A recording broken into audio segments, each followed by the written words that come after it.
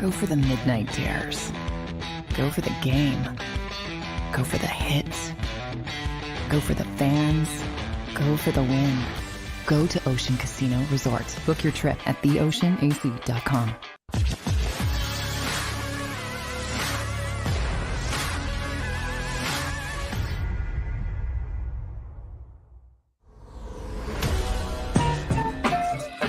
Oh yeah, Friday Eve. Welcome in. Welcome in. Rob Ellis, Derek Gunn, Barrett Brooks, Sports Take, JAKIB Sports YouTube Network. I like the lid, Gunner. I like the lid that? you're rocking today. Yeah, it's sweet. Hey, I went to Cabela's yesterday. I bought a friend of mine one of those bug assault guns because he has a beautiful beach house down at Dewey Beach, and his wife hates flies and bugs. So I said, dude, I got the perfect gift for you. So I bought him one. These guys better give you a sponsorship, by the way. No, this guy, he does a lot for our family. You know, okay. no, I'm saying the bug assault better take care of you. And so Cabela's restocked. I love baseball caps, and they got a whole new collection in of the lids. So I got this one, and I got one that's like an olive color. I wear tomorrow. They were on sale for $15. I said, I gotta have it. Can't beat that. I gotta have it. So. Yeah, that's strong, man. That's strong. So you had a little traffic issue getting here. I know we were concerned. Barrett and I were very worried for your well-being here. We absolutely were. Yes. Barrett was almost in tears. Wait. Let me analyze this for a moment. Barrett was worried about my well-being. Let me think about this for a second. Okay. All right. I'm good. Are you buying it? Are you not buying it? What was that? I don't know what was that. What was that all about? Yeah, what was Nothing. That? I just you had don't to think we're being in. sincere that Barrett could be concerned about you? I was just trying to soak the moment in because it's so rare. Oh. I was trying to soak the moment in. See, people who know Barrett and I well know that Barrett and I spend our friendship and our personal livelihood trying to one up each other. Yes. Who can get the best shot? Who can get the best shot in first? So that's why I'm a little taken aback when you said Barrett was concerned about my well-being. I want to make sure you got here, man. I mean, you were in a place. Sure you were okay. I had to go to a meeting. Signal. That's what I'm saying. But still, you don't have good signal by your church. There's not a good signal there. What if you ran off the road or something? You're right. And then you didn't have a good signal. I was worried about that, bro. Yeah, dude. I saw a motorcycle accident on my way home. Oof. But I had to go to a meeting up in my church this morning, a business meeting, and it lasted a little bit longer. And it's still going on even as we speak. So I told him, I said, look, I have to go. And I get behind these people that drive 10 miles an hour, which is a good thing in a lot of ways, because some people cannot drive when the road is snow and ice are different. Yeah, it's rainy in our area for people who are all over the map here. But, it blows my mind. People don't know how to drive in rain. I just don't get it, you know. Well, you get that. You're right. And they go into this mode where they're constantly hitting their brakes, right, all the time, or they're going in the left lane. They're doing 10 miles an hour. I mean, look, you do have to be careful. Don't get me wrong. But yeah, there are people that act like they've never seen it before. I get it if you moved here from California, you get your first snowfall and you don't know what's happening. But you've seen rain. Arizona, you've seen rain. I mean, I told you guys, I was in Arizona probably like March, and I was out there for business, and the cab driver didn't know how to drive in the rain. Like he was in a panic. I was going from the airport to my hotel, and he was like, I don't know about this. I'm like, dude, do you want me to jump in? Like, I need to get you. What are we doing? I'm not kidding you. He was absolutely panicked because it was raining. You didn't tell him that, did you? I did. I said I'll hop up there, man, if we need to. But it was. But see, you gotta tell them, I have real worldly problems, man. Yeah, man. You know the court thing I had for my for your properties, yeah. So he's going to jail. Well, let's let people know that. So Barrett's got a property in particular that he sold. Okay, mind you, a little while ago, and the current owner, there's a holdup in them being able to do anything with the house, and they haven't kept up with the lawn, and they haven't kept up with other stuff, and you're getting fines because of it. It's still going back to you, right? Yes. So, I called, remember I called. I went there, got there early, was sitting there. They still didn't give me a court case. So he was like, well, just go ahead and go. I get a letter in the mail yesterday. No. They fined me $1,000. What? And then it's $33 for the court fee. What was the fine for? What was the fine for? For me not being at court. They claimed you weren't there? Yes. Are you serious? Yes. So the woman that told me to go ahead and go She was just a secretary, so she didn't have the authority to do that. Oh. So I called today, and they're supposed to call me back, and they said like an hour. I mean, hour and a half. I'm like, well, I'm on my show in an hour and a half. Well, that's the only thing we can do, sir. Yeah, honestly, man. Here's what I'll say, and I know like your first reaction is I don't want to spend this money, and I get it, but you might have to get an attorney, man. This is getting too crazy now, bro. If I get an attorney, it's gonna cost me more. Absolutely. No, Barrett, I know, but it just feels like there's so much incompetence going on around this, man, that you need someone to scare the bejesus out of them a little bit. Well, you know what? I might just go ahead and just pay this $1,000 and just be through with it, man. I'm at this point. Yeah, but man. you don't owe the $1,000, dude. Yeah, I know dude. I don't owe Don't it. do that. Don't pay the $1,000 because they're gonna hit you for something else until this deed is officially transferred, and because there's no workers anymore, you may keep getting more fines for not mowing the grass and doing all that stuff. You keep keeping. So why pay it? Yeah, it's never going to stop, dude. It's not. I mean, you have to. Well, go ahead. You know what's the bad part about this? If I owe like $1,500 because each fine is like $485, $490. So why did they just come with $1,000? Exactly. Yeah. If it's $1,500. Not only that, it's not your fault. The courts are backed up. You sold the property. The deed is no longer in your name. Absolutely. The people who currently own the place can't do anything because it hasn't officially transferred. You have legally sold it. It's the New Jersey's problem, not yours.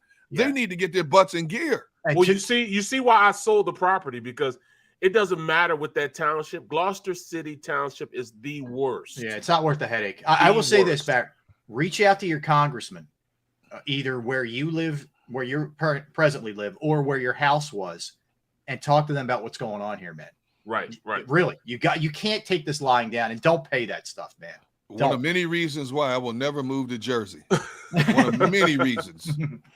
But I mean, isn't that ridiculous though, man? I mean, it's absurd, dude. Ridiculous. It's absurd. It is. It really is. We just good old fun-loving country folk down here in Delaware. we just good old Southern folk down here. You are where you're at. It's almost Southern folk. It's close. You're right, man. Right on the border. You are right. I'm right on that Mason-Dixon line, man. You are, man. You are far. Hey, we see everybody. We see you, Chris, checking in. Brandon, Anthony, Philip, our man Frank, Hungry, Python. We got you, Jeremiah, William. What up, guys? Yeah, smash the like button. But so we had Brandon Graham yesterday, guys, and that caused a bit of a stir. Stir is probably the wrong word. When you have somebody like Brandon who's so positive, there's just stir is the right word. Stir to a degree. Yeah. You know, and one of the things I think that it caught, kind of went viral a little bit to an extent. He talked about he wanted to play 15 years in the NFL, and he doesn't know if the Eagles are going to ask him back after this year. He'd love to stay as an Eagle. He'd love to finish his career as an Eagle. But we asked him point blank, would you continue to play? And he said, I probably would. Yeah. And that got a lot of run. And I don't know. I mean, when you think of it in context, what's wrong with that? The dude wants to keep playing, man. And sometimes it takes two to tango. One of the biggest reasons why I despise social media, and if it wasn't for the fact that I had to be on social media because of what I do, I would not be on Twitter. Facebook is fine. Facebook is more family oriented, and people just want to get to know people, and we rekindle. Twitter is like the devil, man. You know, and I have no problem blocking people out. But see, people took what he said and ran with it in the wrong direction. Every athlete will tell you, if one organization is done with me and I feel I have 1 or 2, 3, 5 more years left, yes, I'm going to go try to play somewhere else. Who wouldn't want to try to get as much 7-figure income as you possibly can?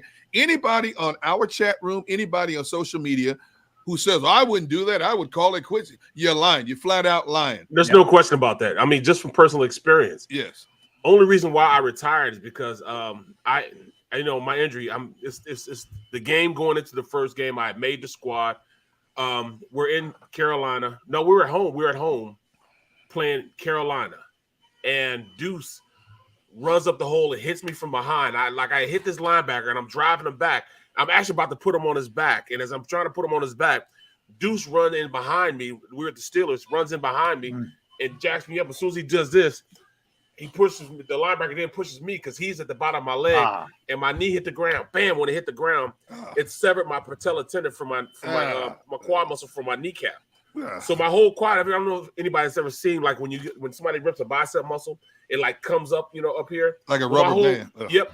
So my whole quad muscle went up like a rubber band. It looks like a shade or a blinder when it goes back up. Yeah. So I'm sitting on the ground, and it felt like it was like an intense pain for like 1 second, like bam. Oh, I'm like, damn, that hurts. Mm-hmm. So then I tried to get up, so then it doesn't hurt after that. So then I try to get up, and as I try to get up, I feel my whole quad muscle up here. I'm like, oh, what is this? Up in your thigh. So I'm sitting on the ground. I'm like, what is going on? So the doc comes out, Dr. Bradley. Dr. Bradley actually did the surgery on Carson Wentz's knee. Oh. He comes up to me. He says, what's going on, man? I said, man, it's my knee, man. I don't know what's wrong. Not my knee, my leg, man. What's going on?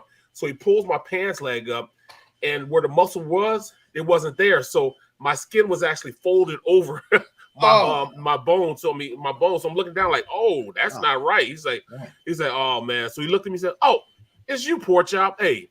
I said, what do you mean it's me, poor chop? He said, man, I know you got that nursing thing you do, And I'm like, yeah, I got a nursing school, nursing agency. He said, yeah, you'll be cool. I said, Doc, what are you talking about? He hit you with that on the field? Wow. Yes. He said, wow, oh, man, you'll be fine, man. You prepare for life after football. I said, what are you talking about, Doc? He said, well, somebody half your age and half your size couldn't come back from this injury. I'm like, jeez, man. I mean, maybe at least wait till you get you back in the locker room before you hit you with that. Bro, I'm on the field sitting down, and then I look over the team, and I look over Chris Kilmwatu, starting guard, was like, crying, B, what's going on, B?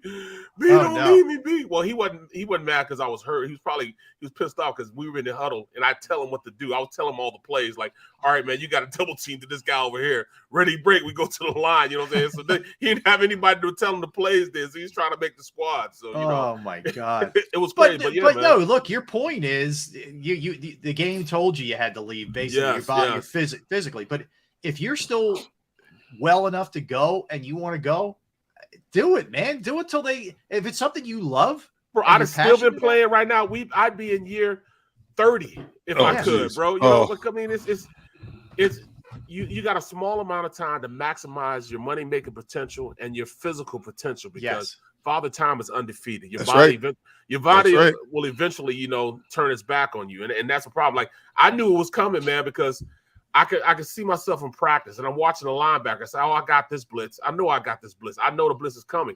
So maybe as soon as the ball was snapped, I'd run out there to go get him.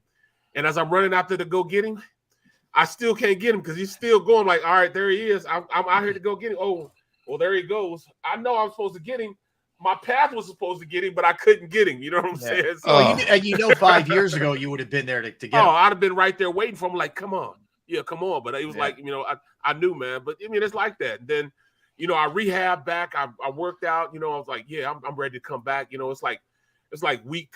I mean, this is month. It took me 13 months to get to a point where I'm running really good. You know what I'm saying? That I'm feeling physically fit. But I still wasn't ready to play. So I got a call from the tuna. You know what I'm saying? Bill Parcells? Bill Parcells. So Bill Parcells calls my agent and said, hey, we'll call Barrett. So Bill Parcells, I know him personally, real good guy. He calls me. He said, hey, Brooksy, you ready to come out here and work out for me? He said, man, I'm almost ready. I'm like, a couple of he hung the phone up. He didn't want to hear nothing. No, he didn't. Yes. Why, because you said almost, not I'm ready right now? Yes. And if I'd have said I'm ready right now, we'd have went on with the conversation and flew me out. Man. But since he hung up on you? Hung up. No more rap. Just hung the phone up. Damn.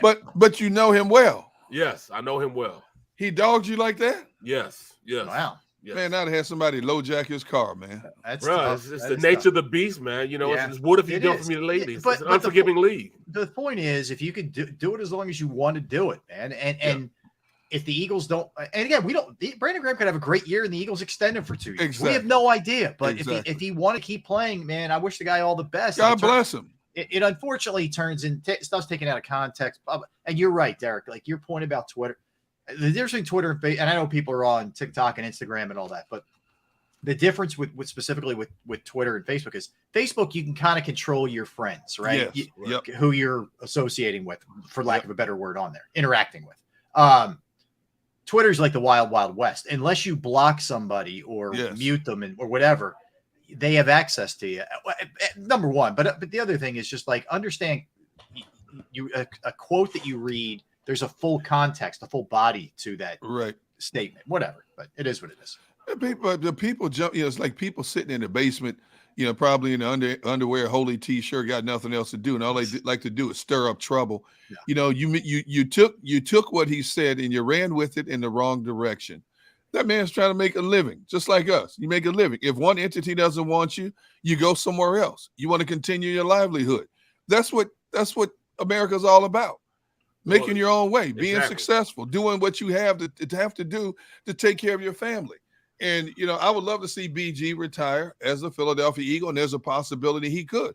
But if he goes across the street and works for the Giants, I hate to say this, the Cowboy, whoever pays him, and if he's happy with that, good for him. Yeah. Well, if he plays until he's 40, good for him. Absolutely. And that's what it is. It's unforgiving, man. And once you sit back and think about it, man, we play a game and we get to cover a game, and it's a wonderful thing, man. But the likelihood that this league allow you, man, because he's doing everything he can. Yeah, BG has always been in the most optimal shape for the past 5-6 years. He has been the best shape of his life, and the greatest attitude you could have. Attitude. He does not get tired out there on the field, and that's why he can talk so much, because he's not tired. Mm-hmm. You know what I'm saying? He makes sure he'll be physically fit enough to go out there and play every snap if you ask him to. But then with him just playing probably like 20 snaps a game, that means he can go all out, full speed, every single time he's out there. Oh, man. Well, I think what also was interesting, guys, we were talking about the different defensive schemes. And we know he's best suited playing in a four-man front as a rushing, and he's really good against the run. Don't get me wrong, but a defensive end in that set. He said himself, he's working on other stuff in practice. It may not be exactly what he wants, but he'll do the best that he can. And he'll also counsel the younger kids and try and get them back. Like, this guy's a perfect player coach too. Whatever we're going to call him. You know what I'm saying? Like, Barrett, it's kind of like what you were at the end. You were there to be a mentor too and teach these guys. And that'll be his strongest suit. That's why Howard Roseman needs to keep him in the locker room, keep him on that roster. For culture. For the culture. Exactly. You know what I'm saying? That's people don't think about how much of a rarity that is to have a player like that come in and mentor to the younger guys, because this is usually dog eat dog. I'm not helping him. He's taking my position. And if I'd have taken that attitude with the Steelers, I wouldn't have been on that roster. They would have signed me back 3 or 4 years. You know what I'm saying? They'd have let me just go. But they understood, and I knew my place within the framework of what they were doing. Yeah. They knew they needed a mentor. They liked the fact that I mentored, and that's why I was able to sign a contract and stay there for as long as I did. If I went up there like, I'm not going to help him, I would have hurt myself, and they probably wouldn't have signed me back because I wasn't going to start. That's a great point. Look at a guy like Udonis Haslam, who should have been probably retired like 10 years ago. Off the exactly. Right? He's still there. Perfect. Yeah. Yeah. I mean, he's helping Bam Adebayo. He's helping all the other big and everybody on the team, by the way, not just bigs. He's helping all these guys get better and know how to go about their business. And he's Remember a coach. The coach blew up. Remember the coach blew up. Yeah. And with him and Butler and all that. Yep. He was right there, front and center. Hey, you know who's a perfect example of that? Andre Iguodala. Oh, definitely. Yep. Just a few years ago, he was an integral part of all those Warrior championships. This series, you hardly saw him get off the bench, but what will happen? Every time out, he's up in the young player's face, coaching them up. Mm-hmm. That's why he's with Golden State. 100%. What he lacked now in that athletic prowess that he had a few years ago, he makes up for being one of Steve Kerr's right-hand men. So let's face it, Barry, I'm sure you can attest to this. A lot of times, a player, especially a young player, will listen to a seasoned vet more than they will listen to a coach. Yes, exactly. And Andre Iguodala, I'm sitting there watching the series with Boston. He's up off the bench. He's clapping his hands. He's getting in players' faces. He's pointing at players, patting them on the back. Come on, man, you better than that. Mm-hmm. I kudos to Steve Kerr, because Steve Kerr knows, as a former player, when to step in, when to step aside, and let somebody else take the reins and get a player focused back to where he needs to be for the next series after a timeout. Yeah, you guys can relate to this with your kids especially when they were younger. You could tell them something all you want, and it's a lot of times it's going in one ear and out the other. But you had another adult or another coach say something about technique or how to go about, and then all of a sudden, oh, really? Yeah, I've been saying that to you forever, and exactly. you weren't listening to me, but you're going to listen to him or her. Right, you know what I mean? right. When it came to reprimanding kids at home, I let my wife do more of that. But my wife had the let me hug you, you love you. I'm more like the drill sergeant. You're the bad cop. Get your behind up. Yep. And Mom, Dad's too tough on us, too tough on you. What? And Tristan's like, you're too rough on him. And so I said, you know what? Then you deal with it. I'm not dealing with it. You deal with it. Yeah. And just let me know. But call me in when you need reinforcement. That's it. I get to a point where it was like me against the kids against her. And I'm like, you know what? I don't need this headache. I just let her do it. I hear you. Trust me. I hear you. The bad cop role gets old, man. I can tell it you does, that. man. Well, but then, like I'm just gonna be honest. My kids know I'm an asshole. They just know it. They know it. You know what I'm saying? They know that I am. Yes. You know what I'm saying? And they conduct themselves accordingly. Yeah. Well, you're not there to be their buddy.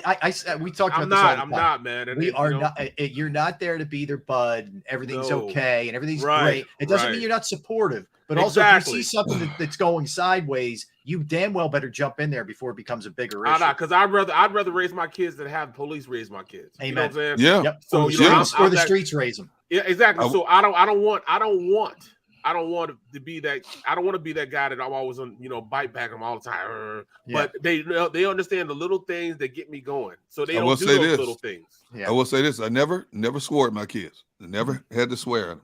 I cannot say that. I can't say that yesterday. So dang. What time is it? I can't say it today. Right. Dang.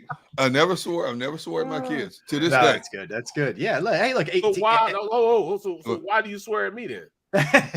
Well, what kind of mess is that, man? Number one, you ain't my kid. Number two, I know that if you hit me, I'm suing you for everything. I want the boats. I want the saltwater swim pool. Matter of fact, I'm gonna be honest. I'm gonna say it in front of hundreds of witnesses right now.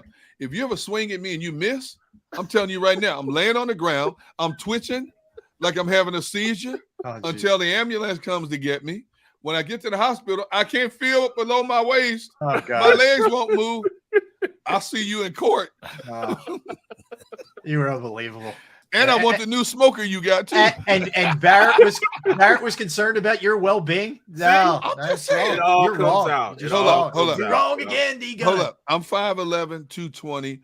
Barrett 6'5", 340. Now I can still stick and move a little bit. Oh, the bones creak a little bit more, and the knees wheeze like styrofoam, but I can still stick and move. But if Barrett hits me, I'm telling you right now, I'm going into convulsions. I'm telling you right now. I don't think you'll have the opportunity to sue. I think you'll be in the afterlife if Barrett catches you clean. Yeah, I think so. All right. So today, guys, we got a big day, man. We got the NBA draft tonight. Now I know on Face you're saying to yourself, Sixers pick 23. There's no LeBron James coming out. I'm not all that excited about the draft. I get that, but I think there's going to be significant movement tonight. Sixers wise, I think there's going to be some trades made. I think in the NBA, we've already seen it started yesterday with Jeremy Grant got traded from Detroit to Portland. I think that's just the beginning. I think it's going to be a really active day and night. We'll keep, if anything goes down during the day, we'll keep you posted. But that's tonight. That's kind of the headliner tonight. Rich Hoffman Jr. is going to join us at 2:00 from The Athletic. He covers the Sixers, so we'll talk draft with him. 1:00, Trent Cole. Trent Cole, who we friend of the show, who we've had on the show as well. Another Birds defensive end, a guy who I think is in the top 5 of underrated Eagles that have ever played for the organization. He was incredibly productive during his time. So he's going to join us. I want to get his opinion on, we can talk about Brandon Graham certainly, but the whole notion of, odd fronts, even fronts, what he preferred, how he thinks it's going to look this year with him, because he still keeps a very close eye on the Eagles. And I know Gunnar, he's got an event coming up that he's going to talk about as well. Yep. So he's going to be on at 1. We're going to dive into the Phillies. I'm all right. I'm not bad today, considering they've lost 3 in a row. I just knew it. I just knew you were going to be. It was a hideous game. Freaking hideous game. Awful. All the old bad habits, errors, the bats fall asleep. Here I go. Here we go. The bats fall asleep. I just Hoskins booting the ball. And they've. How do you drop 8 straight against the Rangers of all teams? No, 9 straight. 9, sorry, and swept out this year. 4 games Terrible. So then, and now you go to San Diego, where it gets very real. And who are they facing tonight? Don't get me started. Who are they facing tonight? I think he's 8-0. The pitcher's 8-0 with a 1 something ERA. The Gunner, this staff that they're going to face has the 5th best ERA in baseball. Okay, so there's no breaks here in anybody they're facing. So I'll give you what they have coming up. Joe Musgrove. Musgrove's right there for any discussion right now as an early Cy Young guy. No question. So you go Musgrove, Gore, Snell, and Darvish. That's what they have in the next 4 games. Then it's Atlanta with Morton, Wright, and Anderson. And then you get St. Louis with Mikolas, who almost had a no-hitter the other 2 starts ago. Flaherty, who's supposed to be back, and Wainwright. So that's what they have coming up anyway. So Phillies, frustrating. We'll talk about the Phillies a little bit later. Last segment, we will get into a bunch of different things, including the passing of Tony Siragusa. Rest in peace. Yeah, man, I'm sad. I knew him too, man. Real good. Bigger than life personality. Yeah, man. Exactly. Shame. Real shame. 55, way too young, man. So, look, I know when somebody passes, there's always glowing testimonials from friends and former teammates. Read some of the stuff like Ray Lewis said about him and what he meant. Oh my God, man. It was like heartbreaking. Just reading some of the stuff. So, we'll get into and also, to his credit, turned himself into a personality. He had I think he was the first guy doing that sort of sideline end zone thing. Remember they had stationed in the end zone as a reporter during the game? And I forgot he was with Indy for 7 years. Yeah. You just always knew him as a Raven. Yep. That was his first his first years. Yeah, he was undrafted out of Pitt. The guy was he's a great success story, man, and hung around for a really long time in the NFL. He was a classic. Barry, you could appreciate this, man. Tie up a couple blockers and let everybody else make the play. Let everybody else eat, man. That's what he was. Unsung hero. Unsung hero. Yeah. So anyway, sad that somebody like that we lose so young. So we'll talk about that. We'll get into some of the other stuff that happened with Roger Goodell yesterday. A really amazing story where a coach saves a swimmer who could have potentially drowned. I don't know if you saw this. Barrett and I were talking about it before the show, man. Crazy, but very, very good stuff there, the way that played out. So we'll get into that. And look, a lot of other stuff that we're going to dive into today, that's for sure. So when we come back, it'll be interesting. I'm going to put you guys and I'll do it myself as well. We're going to go on the record, okay? Derek's like, what are we talking about? So we're going to go on the record, okay? Meaning you got to make a call one way or the other. And I'll give you the example. So the Sixers. Will they make a significant trade, or will it just be kind of minor? They'll pick their 23rd pick and kind of like last year. Or will it be significant? We'll do that with all 4 teams, Sixers, Phillies, Flyers. We'll do that coming up next. 1 o'clock, Trent Cole. 2 o'clock, Rich Hoffman Jr. We'll talk some Phillies. We got a lot of other stuff in store for you, so don't go anywhere. Derek Gunn, Barrett Brooks, Rob Ellis. We are JAKIB Sports YouTube Network. All right, so Sports Take. I want to tell you about Station Tap. It's that time of day. I'm getting a little hungry. I don't know about you, but Station Tap Catering in Drexel Hill can handle your next business function with ease while focusing on you securing a new opportunity for your company. They got 50 years of experience in food preparation. Station Tap Catering will impress, and your guests will be impressed. I've been on both ends of this thing. I've had Station Tap Catering to my house. It's been absolutely phenomenal. I've been at events where they were catering, and it's been great. Whether it's a friend, whether it's a business, they are your catering service that you need. And they also have an incredible catering hall in Drexel Hill for private events, corporate functions. They also provide individual packaged meals for tailgates. You name it, they can help you with it. There's no question about that. All right, give them a call, 484-469-3222. That's 484-469-3222. Or go to stationtapcatering.com. That's stationtapcatering.com.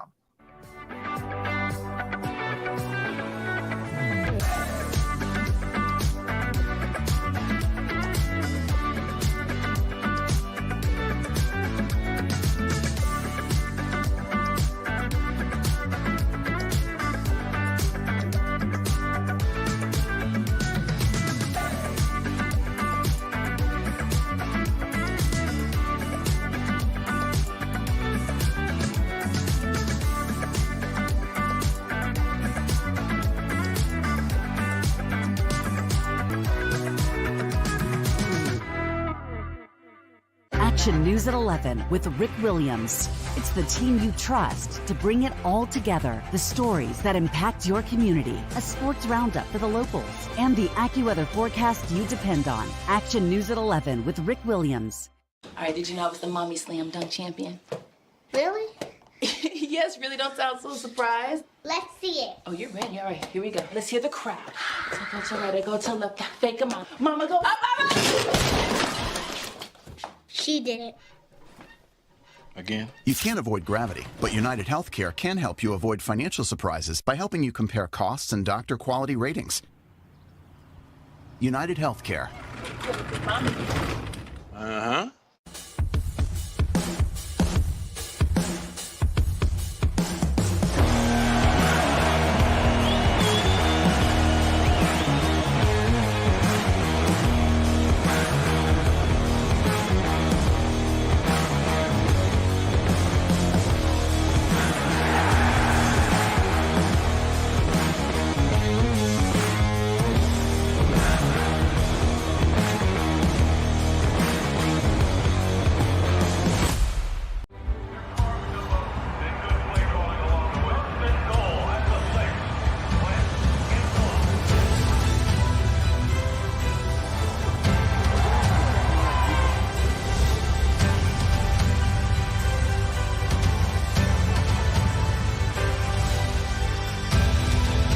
Field of life, First Trust Bank is there for you. Champions on 3. 1, 2, 3. Because Philadelphia dreams deserve a Philadelphia bank. Go for the midnight dares. Go for the game. Go for the hits. Go for the fans. Go for the win. Go to Ocean Casino Resort. Book your trip at theoceanac.com.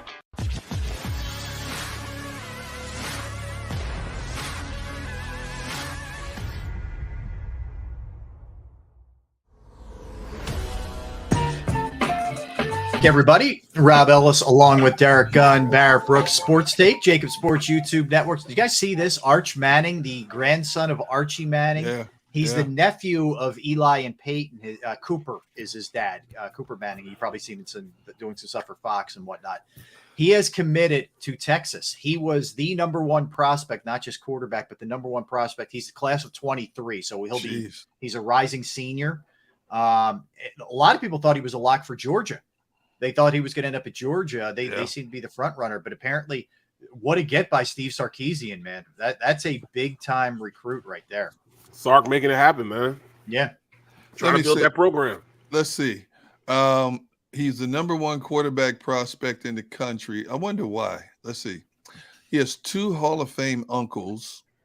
Yeah, I can see why. Grandfather. Grandfather played in the NFL. His dad was a great wide receiver prospect and was diagnosed with spinal stenosis and had to stop playing football. He went to Ole Miss on a wide receiver scholarship. So there's some pretty good genes there with this dude. But he's a big guy. He plays at the same high school that all 3 Manning boys played at, that Cooper, Eli, and Peyton in outside of New Orleans, or in New Orleans, I guess. But he was the most sought after recruit in the whole thing. Bama was involved, Georgia. Of course, Ole Miss is always brought up because Archie went there and Eli went there. I don't know if Tennessee was in the mix or not. I'm not sure. But so that's it's kind of interesting that's a good poll, man. That's a good poll for Sarkisian. Dude, Texas, every year Texas starts out ranked in the top 15 or top 20, and all of a sudden they bow out. They haven't been a factor, man, since the days of Vince Young. That's crazy. When they beat USC in the Rose Bowl for the national title. And what a Rose Bowl that was. That was one of the greatest ever. Oh, one of the greatest college football games I've ever seen. No question about that. Oh, my goodness. The amount of talent on both of those fields, man. That was the SC team that had Reggie Bush and that crew. And then, Vince Young and his guys, man, just amazing. Yeah, that was fun. How about the linebackers they had on USC were crazy. Yeah. Stacked. And let's face it, man, both of those schools, both of those programs have been down. They've been down. Yeah. For sure. And both have new Sarkisian's going into his second year, I believe. And this will be the first year for Lincoln Riley at SC as he left Oklahoma. So anyway, Arch Manning to the Hook 'em horns, baby. I don't know. And so, all right. So we want to go on the round. By the way, we appreciate everybody chiming in there. And I saw Mama Brooks on there. I wanted to make sure we give her a little acknowledgement. So, all right. So I want to hit a couple things here, guys. So we're going to go on the record, as we say, with a couple different things. So here's what I want to hit you guys with. Sixers, as I mentioned in the tease, going to break. Significant or not, we'll get to that in a second. Phillies, are they headed back down the wrong path here to mediocrity? Flyers, will Tortorella turn them around? And Eagles, will they win the NFC East? So let's start with the Sixers tonight. And again, Rich Hoffman's going to join us at 2:00. We'll talk to him about the draft. But I'll ask you guys, your gut. What's your gut telling you as we sit here at 12:35 Eastern? What does your gut tell you is going to happen in about 7.5 hours with this draft? Will the Sixers make a move that is pretty significant, or is it going to be, they grabbed this guy at 23? Who knows? What do you think? Man, a lot of pause on this one. Okay. Go ahead, Derek. I'm trying to figure out, what do the Sixers have of trade bait that would entice a significant trade? The big three, I feel you can't let them go. You can't let Maxey go. You can't let Embiid go. You can't let one-legged Harden go at this stage. Daryl Morey don't forget Thibault. Thibault, I think, as much as we're down on him, has appeal to other teams. Just keep that in mind. Okay, but to what degree? Defensive player, man. Okay, but to what degree? Is it enough to garner a splash trade? Maybe enough to sweeten a pot. Okay, so let's say you're trying to move Harris or couple him with something else. Does that get you enough to be able to make some kind of move here? See, when you keep throwing Harris's name in there, I think Harris plays tough. You know, you like his game one day, people chastise him the next day, but he plays tough. He played tough during the playoffs. I have to give him credit. You know, he played tough. He can give you 20 points. What are you going to get back if you throw Harris in the mix? I mean, are you going to get a two-way player? Well, you can't sign anybody without letting him go, though. Yeah, that's right. Barrett's exactly right. Like you can't. Tucker doesn't happen very likely if Harris isn't gone. But Tucker scores 6 to 10 points. You want Tucker for his defensive prowess. Yeah, I don't disagree, but you're probably going to sign Tucker to about a $10 million deal, which gives you room to be able to do other things as well. Well, according to the reports, a $30 million deal means $15 million for 2 years. $15 million apiece. 3 years. It's going to be 3 years. Oh, 3 years. Okay. And he's 37 years old now? Look, I know there's risk. I'm just saying. My point is, if you move, if you can get that money moved, it'll allow you to make maybe 2 or 3 moves off of it. I think the Sixers will make some kind of move, but I don't know if it is a move we'll be sitting here talking tomorrow and saying, wow. All right, so you don't think you'll be wowed. Okay. No, I don't think it'll be a wow move. Barrett? I think it's going to be more so a sign and trade. Somehow, some way, and I have no idea on how they're going to do it, but I think Bill ends up a Sixer somehow, some way. Yeah, but I'll give you credit, man. You staying on the Beal thing. You're a firm believer that's. I just can't see it, man. I don't see it.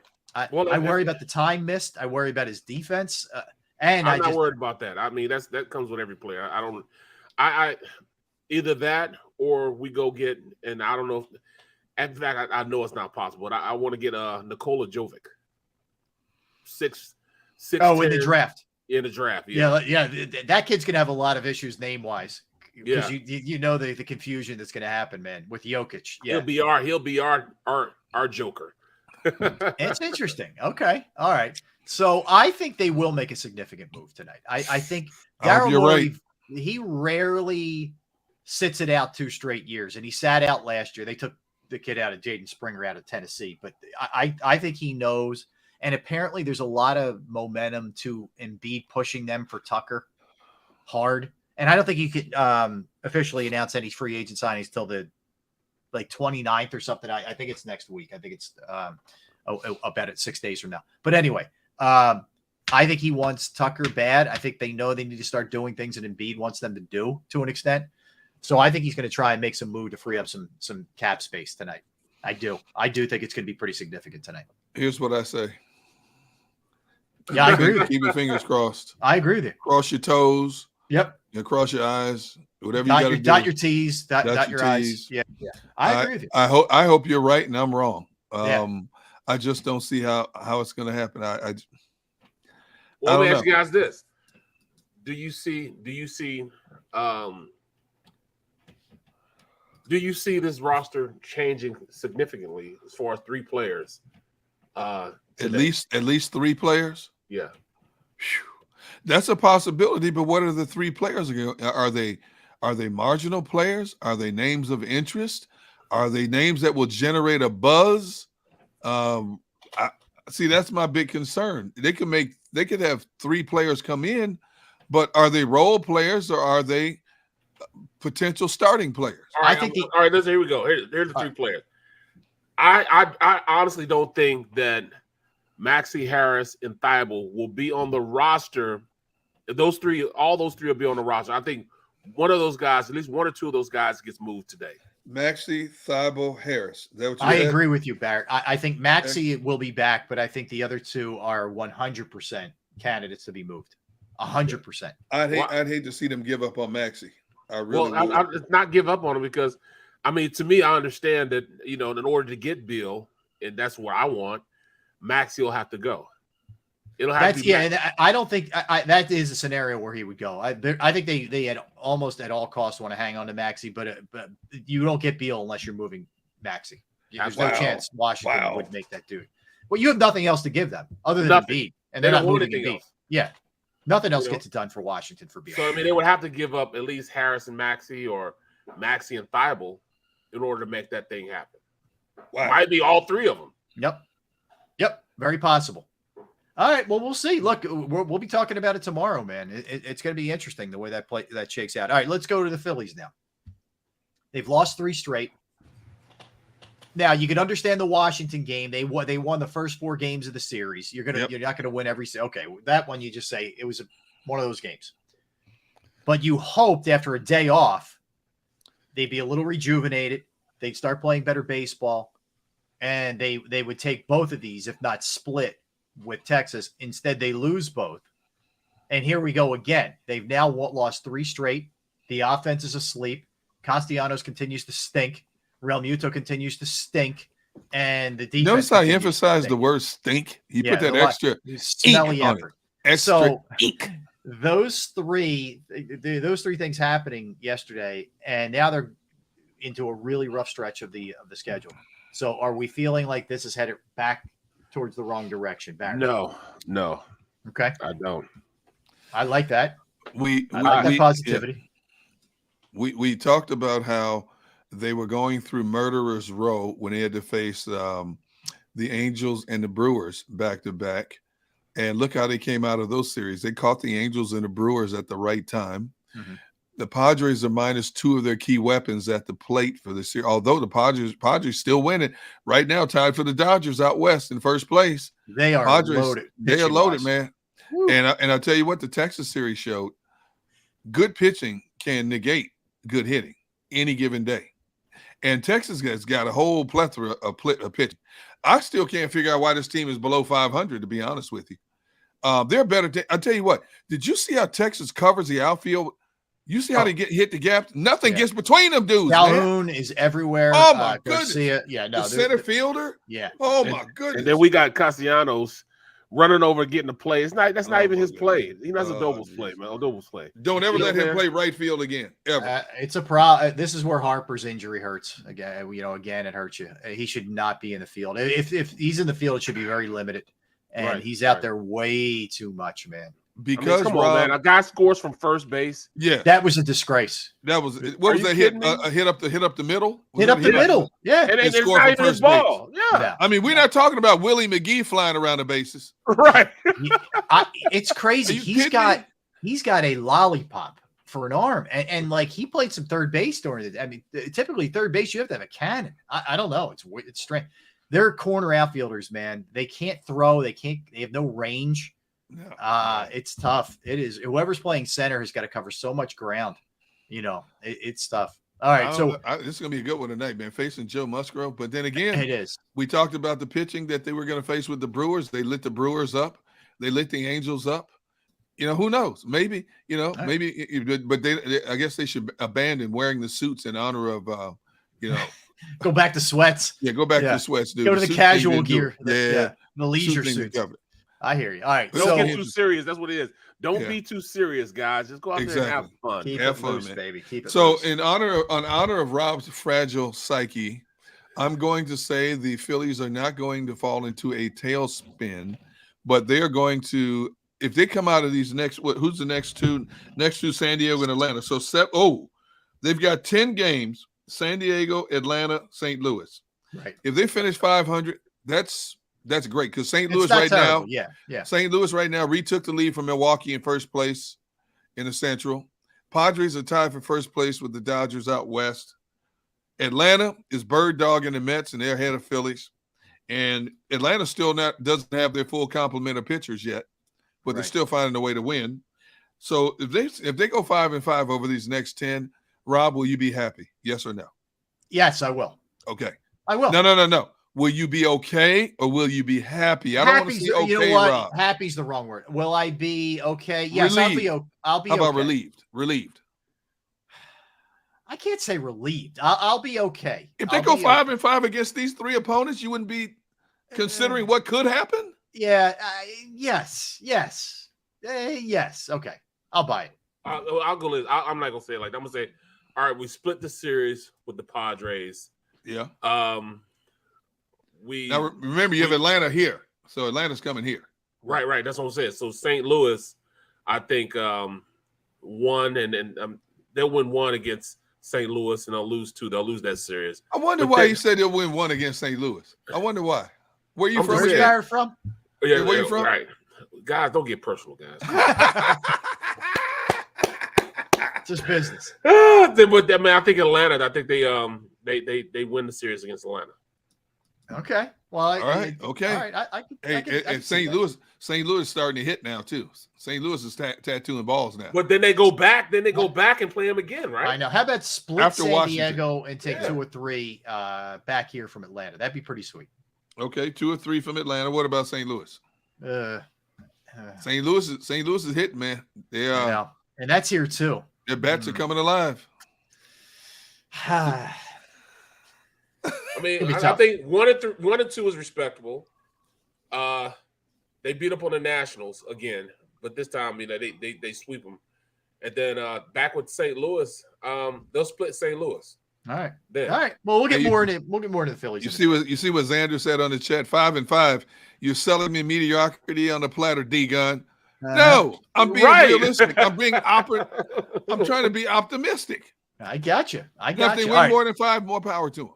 Let's jump over to the Flyers now. John Tortorella. Will he get them headed in the right direction? Here's what I mean by that. I'm not saying a Stanley Cup in the next 2 years, but a playoff team, a respectable team, a team that you can see is headed in the right direction and playing somewhat similar brand of hockey to what we see to these teams who went deep in the playoffs. Not this far in hockey that the Flyers have been playing the last 2 years. Yes. Okay. Yes. He will rub enough people the wrong way. Either you get on board with his program or you get out. All right. So yes, I think what they did last year was abysmal. It can't get any worse than what we had to endure last season. So I think any move upward is a move in the right direction. I think he will have a tougher mentality team. I think there will be a more physical team. I think there will be a more precise team. I don't know if that's going to equate into an abundance of more wins, but I think there'll be a better team, a better mental and physical team on the ice this coming season. Yeah, so I'll jump in. I think that he absolutely. Hold on, you can't jump in right now, man. You got to let me jump in because you're the authority. You know this stuff. You know what I'm saying? But I don't necessarily know a lot about hockey. But what I do know is personnel. I know the guys he has in that locker room, and you have that authoritative, totalitarian type of mindset going in with these younger players.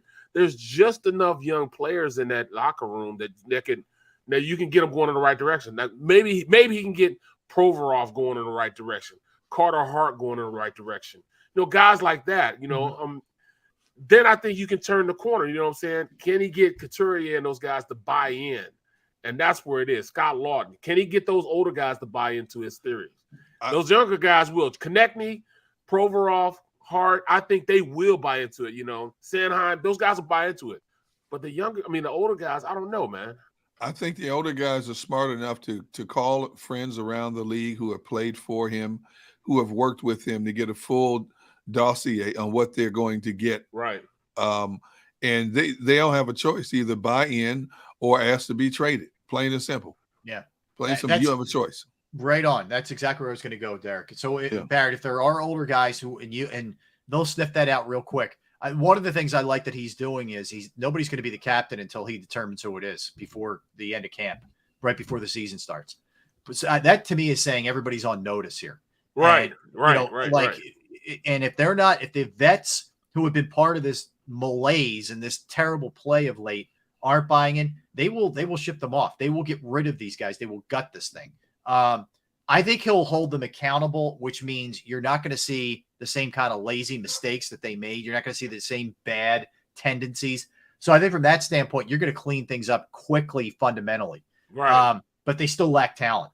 Yeah. They still lack talent. So, but you know what? You can get a lack of talent to play a more cohesive type game. Agreed. And make them look better. I think hockey's one of the few sports that you can do that with. Oh, for sure. And that's why I think within 2 years they're in the playoffs, and I think they're going to start heading the right direction. And I think the weird dichotomy with this is going to be as soon as they start really looking like, all right, they're getting it, guys are going to start getting frustrated with the way his tact, the way he goes about things, calling them out, constantly killing them in practice. Like that stuff is going to get old real quick with the player. So it's a weird thing. I think they'll start going the right direction to become respectable. And by that point, he will have worn out his welcome, if that makes sense, at about year 3, year 4, somewhere in there. Look, it's hard in that league to hold on to it. It's not like the NFL where you have Andy Reid, who's at a place forever, Belichick or something like that. Like, for the most part, these coaches go quick in the NHL, probably more than any other sport. Yeah. So I think he'll get them headed in the right direction. I do. I think they'll be significant. And will they be significant in a deep playoff run? Probably not. But will they be respectable and a playoff team? Yes. I think within 2 years. Oh, within 2 years. I was going to say, I don't think there'll be a playoff team next year, but I not think next year. They'll move closer to that. Yes. Yeah. I agree. Yeah. Okay. You can get it. Let me ask you. Yeah. Well, let me ask you this. I mean, can Carter Hart turn the corner? Can he grow up a little bit? Can he be that guy? You know what I think it is, Barrett? I think it's really dependent upon what's in front of him. Like, I guess the analogy I'll use is with a quarterback. If you have no blocking up front, man, you could be the greatest quarterback in the world. Or if you have no pass rush, you could be the greatest corner in the world. You're going to get burned. Like, I don't think there was enough help for Carter Hart the last couple of years. Okay. I think that's one of the biggest problems. They really need help defensively in a big way.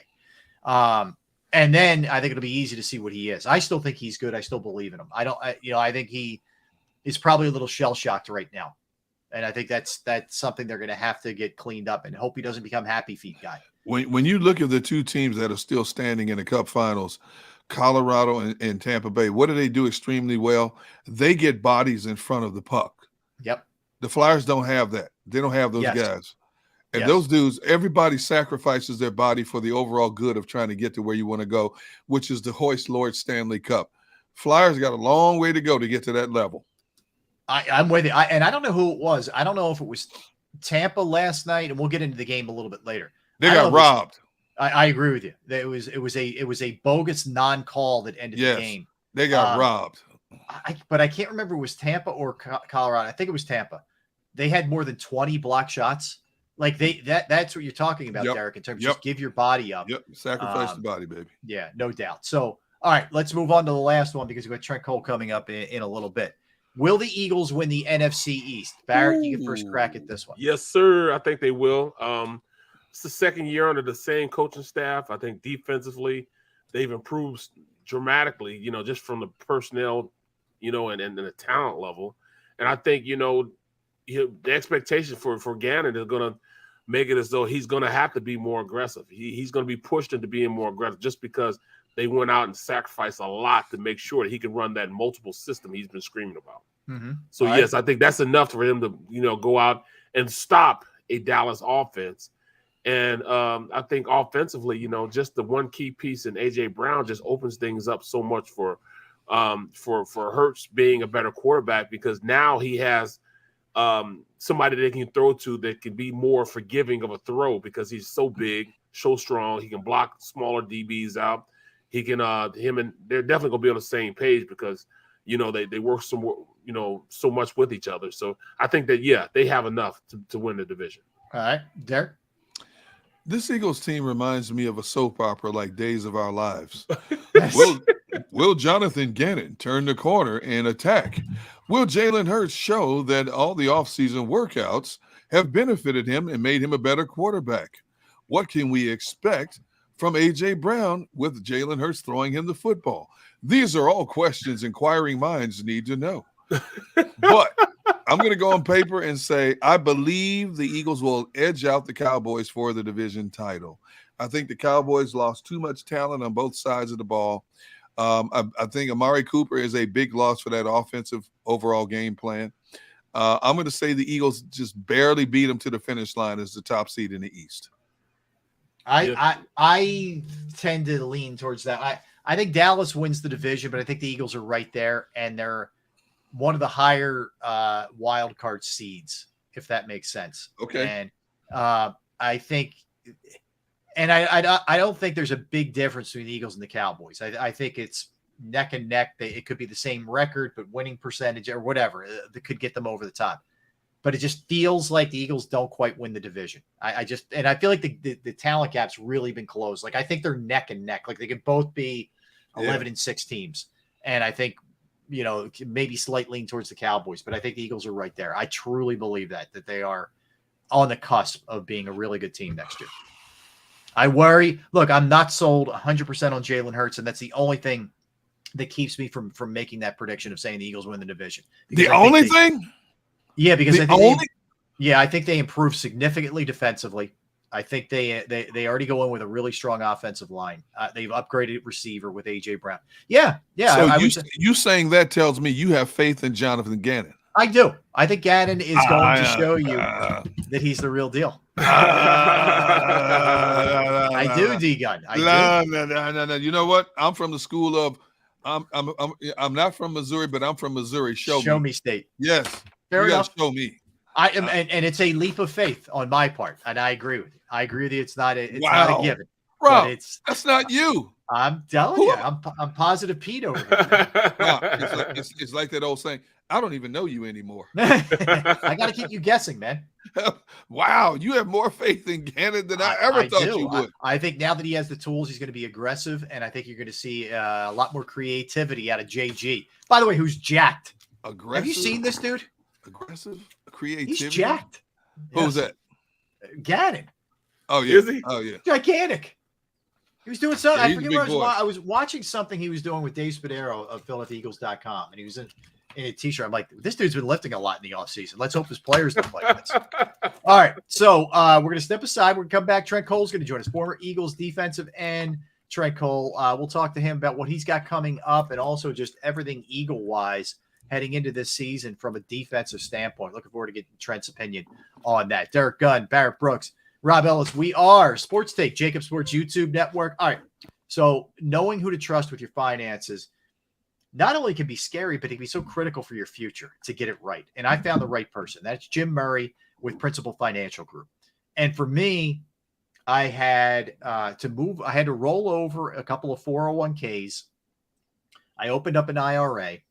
He explained the benefits of all that, what exactly it meant, what I'm doing, what to invest in, et cetera, et cetera. And to this day, and this is a few years ago, to this day, we talk probably, a couple times a week about what's hot, what's not, what to do, where to go with this. Always a great sounding board. I can tell you from personal experience, I trust Jim Murray with Principal Financial Group with my investments. So should you, whether it's retirement planning, 401k review, insurance review. If you have a small business and you want to set up your benefits for your employees, that's another resource that Jim can help you with. Trust me, you will not be misguided when it comes to dealing with Jim. He is the best. That's for sure. Give him a call. 610-996-4751. That's 610-996-4751. Or you can drop a line with an email at Murray, MURRAY.Jim at Principal principal.com. That's murray.gym@principal.com.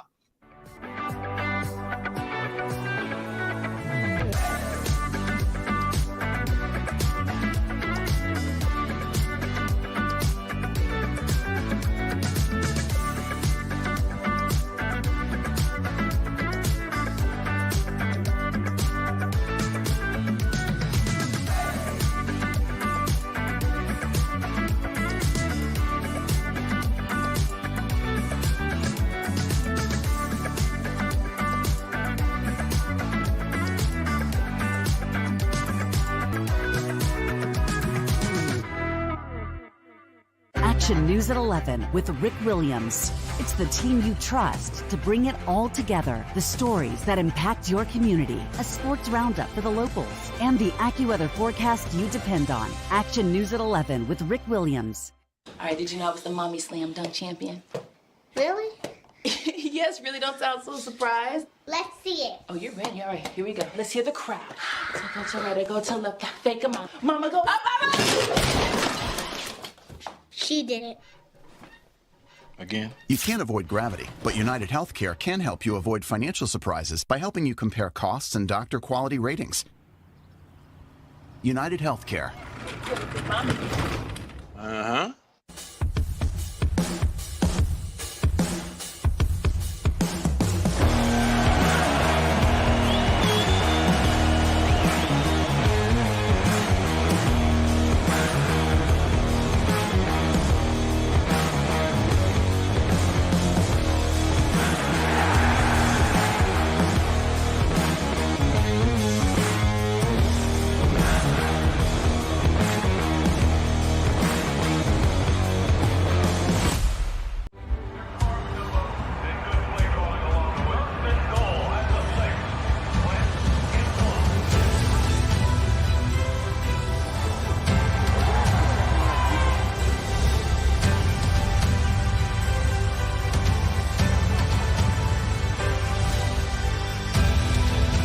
Field of life, First Trust Bank is there for you. Champions on 3. 1, 2, 3. Because Philadelphia dreams deserve a Philadelphia bank. Go for the midnight dares. Go for the game. Go for the hits. Go for the fans. Go for the win. Go to Ocean Casino Resort. Book your trip at theoceanac.com.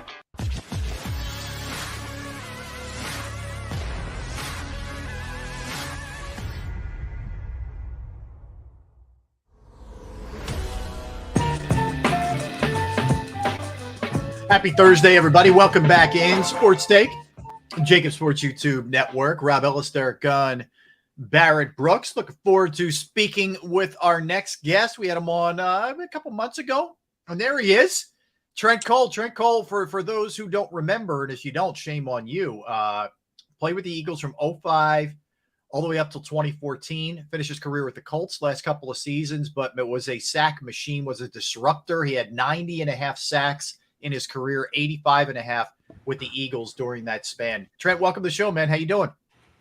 Good, man. Thanks for having me back, guys. Trent, what's up, bro? Yeah, man. It's been a lot of good things going on. You know, we're just getting prepared for this. This big camp we're having. It's a camp that gets me getting back to football, guys. There you go. Up here. Tell us about it a little bit, Trent. What do you have going on, man? Yeah, well, it's a defensive camp that we're having at Total Turf here. It's coming Monday and Tuesday in Pittman, New Jersey. And it's going to be occurring in the afternoons. And, they can go to thehunter.com to check out. And also registration is open. If anybody want to know, it's open right now. And, there's still time left to register and stuff. But, I'm looking forward to having a great camp with some other fellow teammates as well. Former teammates like Quentin Michael and Brandon Graham and Hollis Thomas and some other great athletes in the surrounding areas that are locals as well. So awesome. I'm very excited about this because these kids are going to get it's going to open their eyes to the professional level of the professional playing level. And and we're hoping to impact, you know what I'm saying, most of these kids, and hoping these kids is going to go back and impact some of their teammates as well. And that's the THA, thehunter.com. So for people to know. Go ahead, guys. That's great, man. You're muted, bro. You're muted. I pulled Barrett Brooks again. Dog. Trent, we're trying to help Derek with the mute button, man. He's got problems. All right. We got to figure this out. Yeah. Old school mentality. Yeah, that's that old school mentality. We got to get into the come on. I'm going to have to change it from the Barrett Brooks mistake to the D Gun flop. You know, but Trent, I heard you guys have had such a good response to this camp that you opened it up for 7th to 12th graders instead of just high schoolers. Yes, and the reason why is because we had it open to high school at first, and then we got all these requests of just middle school. We were like, man, this is unbelievable. And I know in the next meeting, and I got to talk to a couple of my teammates, and and Hollis Thomas made a great point. He says, I've been around a lot of camp stuff and stuff, but man, he says, if you can, open it up to middle school. And that's what we did. And man, we couldn't believe the turnout of how many people in middle school, how many parents and a lot of people cared to try to get these kids out here that were in middle school, to get them to come to this camp, because you don't see too many camps around like the South Jersey area, especially at this level of what these kids are going to be taught at. Like, we're not holding back here. Like, we're going to be giving them everything. When I lined up as a defensive end or D tackle or wherever I was playing, where they had me at, they're going to get the mentality how I was thinking, what I was seeing. Well, I mean, the small things of an offensive lineman having his feet close together, telling me, give me an idea. It's probably there's a big chance of it going to be run, or when his feet's wide, I knew I'd get ready for pass. You know what I'm saying? So I need to get in rushing form and get my mindset and have a mindset. That's just part of being a natural pass rusher. And like I said, they're going to get this professional level, and this is what I want. It's just it's also awareness for just football in general. And saying in the area. That's cool, man. I know Jerry. Jerry's a really good guy, man. I'm glad you got with him, to have this camp, man. Jerry from Total Turf. But yes, I mean, at the end of the day, that area, Pittman area, around that whole area, man, there are a lot of kids that, need that type of camp, because they don't have a lot in that area. And a lot of those kids are coming from situations where, they want to learn. They're yearning to learn. So that's pretty cool, man. Just you being there. But just coming from you said Brandon Graham's gonna be down there, man. That's to me, man, that's the best, because you can't have a better guy at teaching young guys, how to take things to the next level. But how are you thinking, he's gonna do as far as, maybe probably changing positions, like mid-game, having to adjust to being an outside linebacker to a defensive end, rather.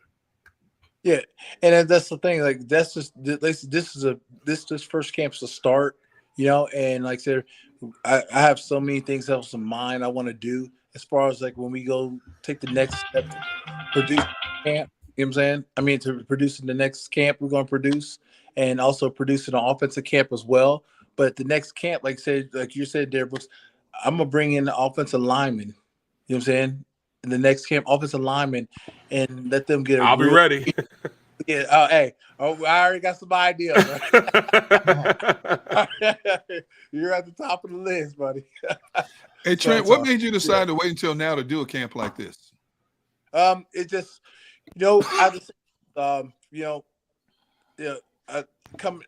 retirement, so you got to kind of settle down a little bit, collect everything, and just to get a beat on everything what's going on in life. Sorry about that. Oh, there it is. My light. Turn the light off.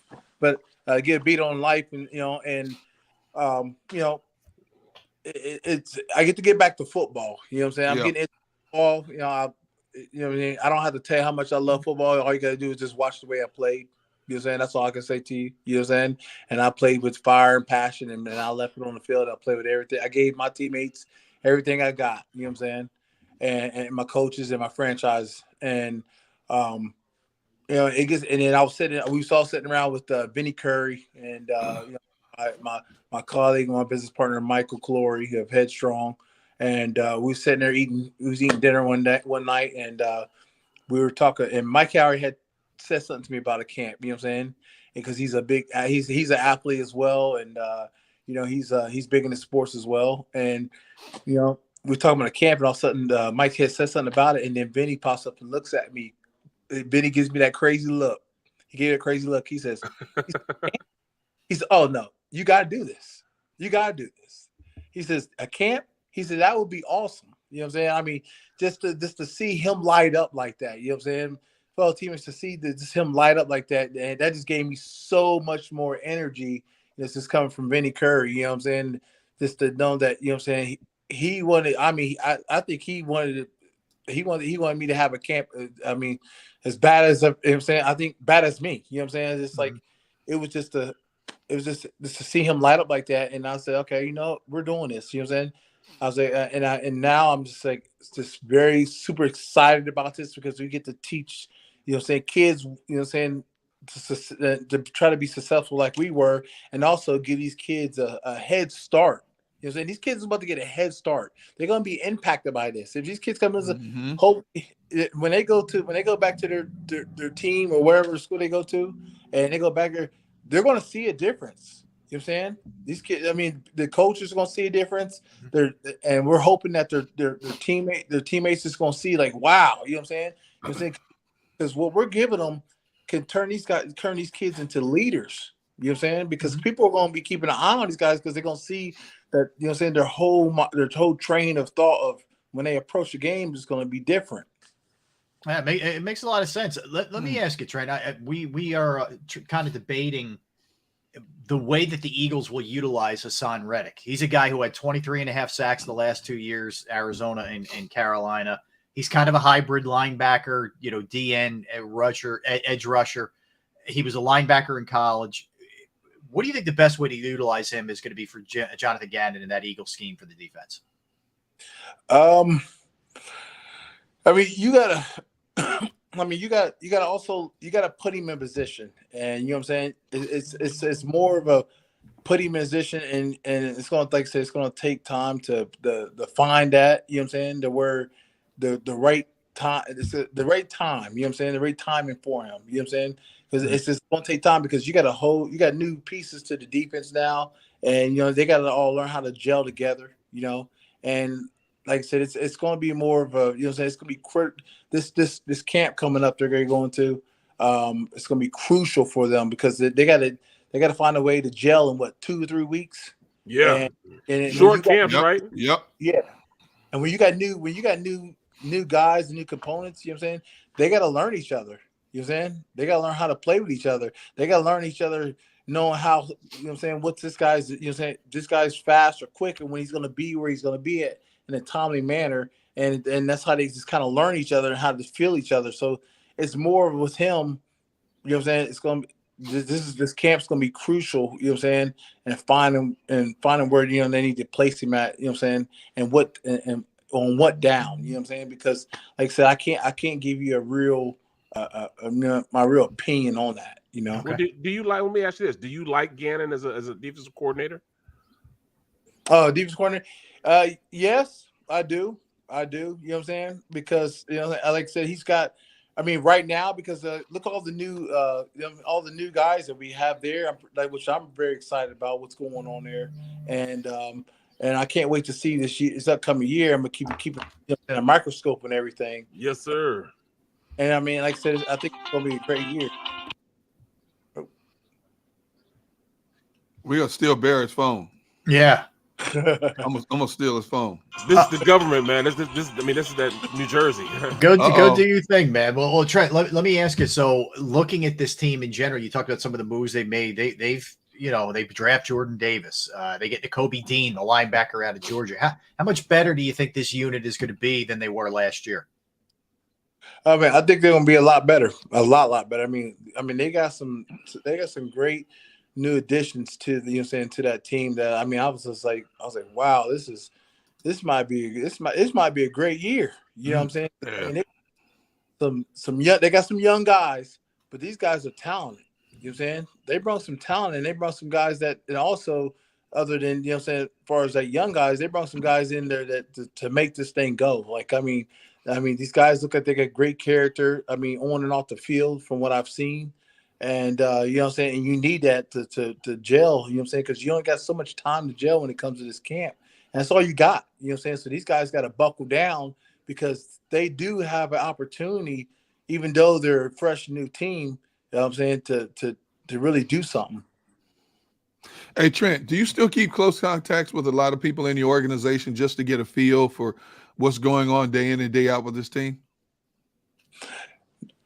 Yeah, I got some people I talk to here and there, but now, you know what I'm saying, I kind of stay, you know what I'm saying, I stay out the, you know what I'm saying, I don't really dive in there, you know what I'm saying, and ask like that, you know what I'm saying.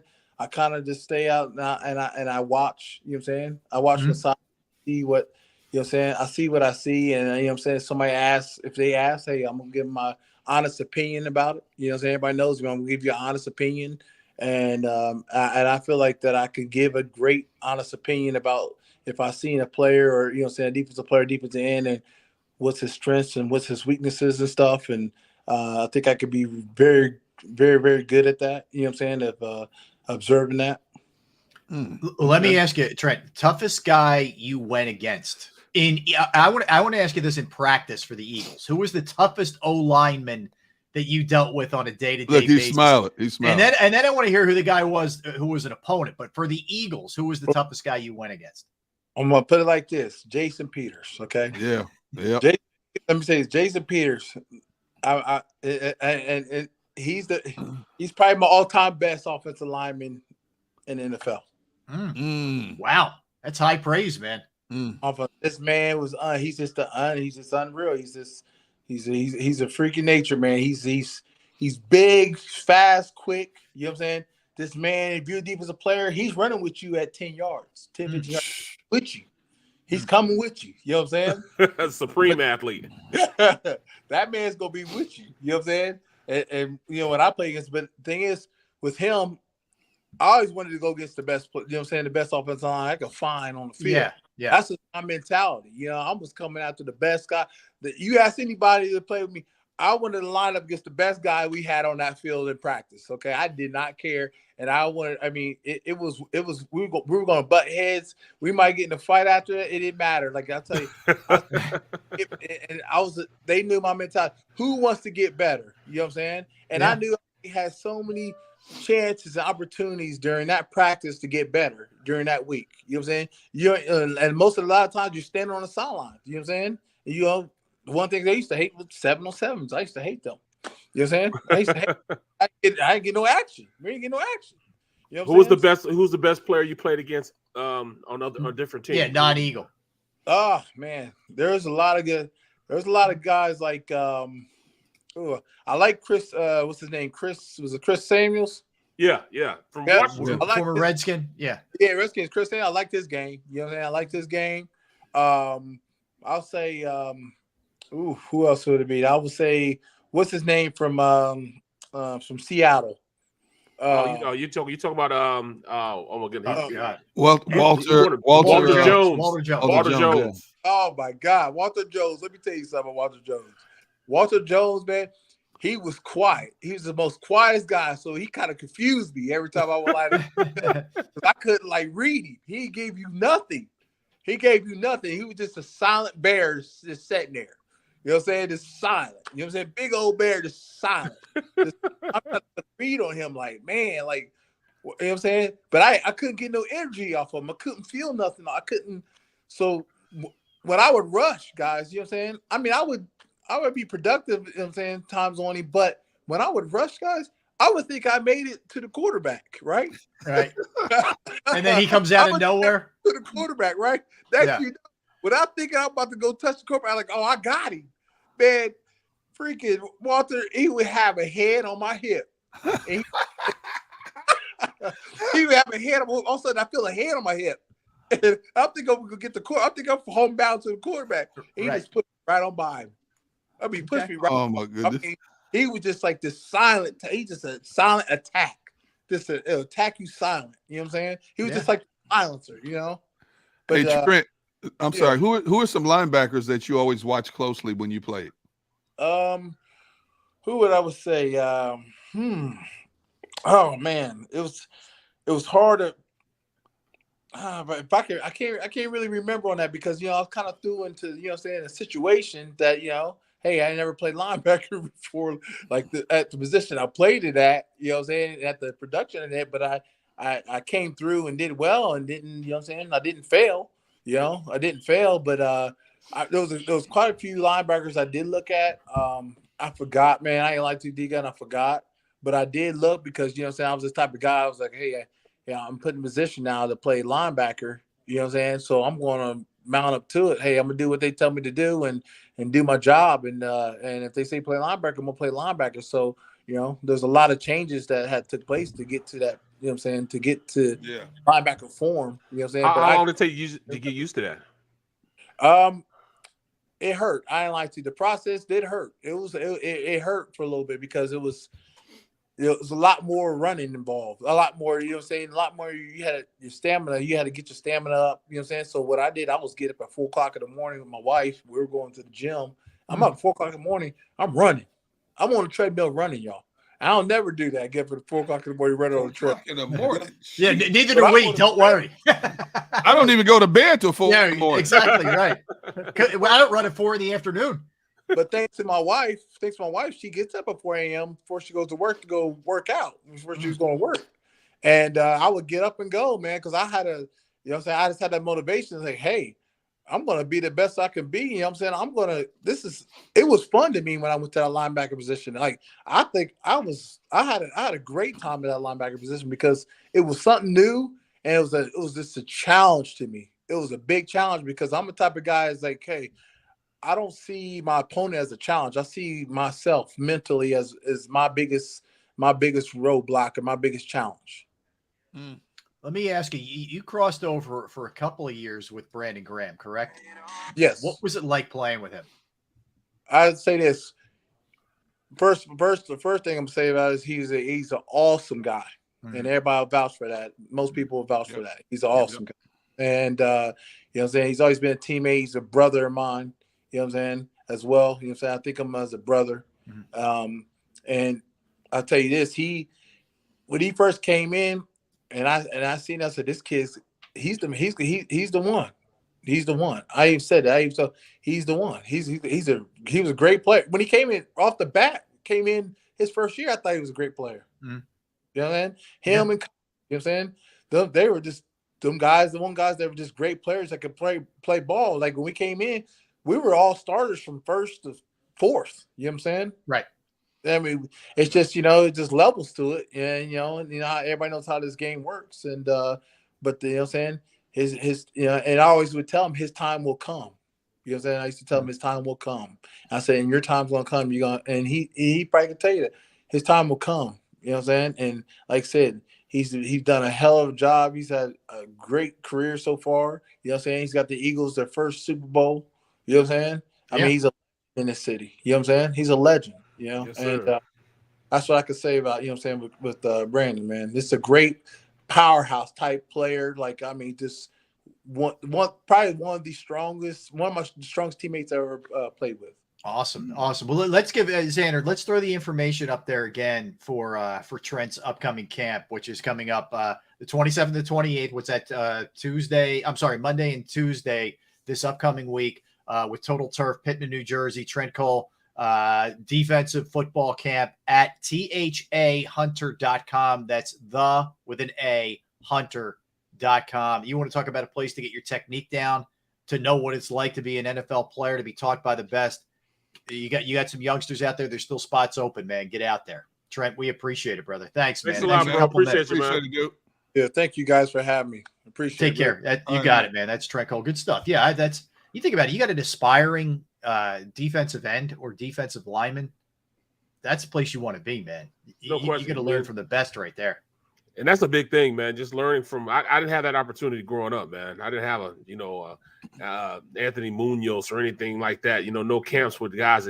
But you have guys right there, Pro Bowl players coming to, teach you the game. As a young player, high school, junior high. I mean, there's a wealth of information you can have. So I'm glad he's doing stuff like this, just to help these young guys.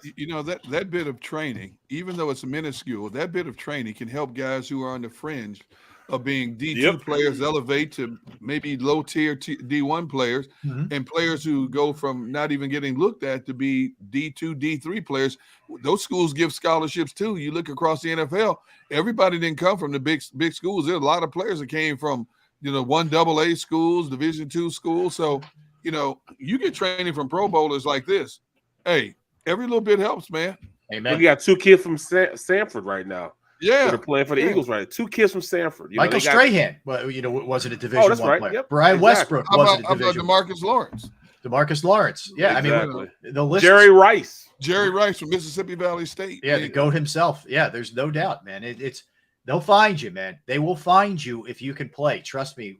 Talent rises above all that kind of stuff. Flacco won a Super Bowl. He played at Delaware, right? I mean, we could go exactly. We could go on and on. We had Rich Gannon on yesterday. Gannon, who won an MVP, played the Super Bowl, who played it there. That's no knock at Delaware. It's a great program, but if we want to talk about Division I, there's no question. Yeah, it's fascinating stuff, man. With Trent, good insights too on how the Eagles may utilize these guys and the upgrades that they've made in this offseason. All right, so we'll step aside, guys. We'll come back. We'll dig a little bit deeper into the Phillies. Coming up at 2:00, Rich Hoffman Jr. from The Athletic. We'll talk NBA draft tonight and what the Sixers may end up doing and what trades may go down. We'll jump around the league too, because former Sixer Jeremy Grant got traded yesterday. What moves are coming from other teams as well that could impact the Sixers in a lot of different ways. So we'll do that when we get back. Derek Gunn, Barrett Brooks, Rob Ellis. We are Sports Take, JAKIB Sports YouTube Network. All right, I got to fill you in here on Pro Action Restoration, because Pro Action Restoration could be that lifeline that you need if you're having issues. Look, we got crazy weather today in the Philadelphia area, a lot of rain. And we know sometimes, unfortunately, that can cause some flooding, some damage to your house, some water problems. I've gone through that personally, and it is no fun. Trust me when I tell you that. It could be your home, could be your business, could be a property that you own, whether it's water, fire, smoke, mold damage. Whatever the case may be, they can help you with it. And Pro Action's on call 24 hours, 7 days a week to assist you. I called them on a Saturday. They were over there immediately, cleaned it up. Great price, reasonable. Crew was professional and clean. They're licensed. They're bonded. They're fully insured. They've been serving the tri-state area for more than 2 decades. Pro Action will also work in conjunction with your insurance company. Again, whether it's water, fire, smoke, mold remediation.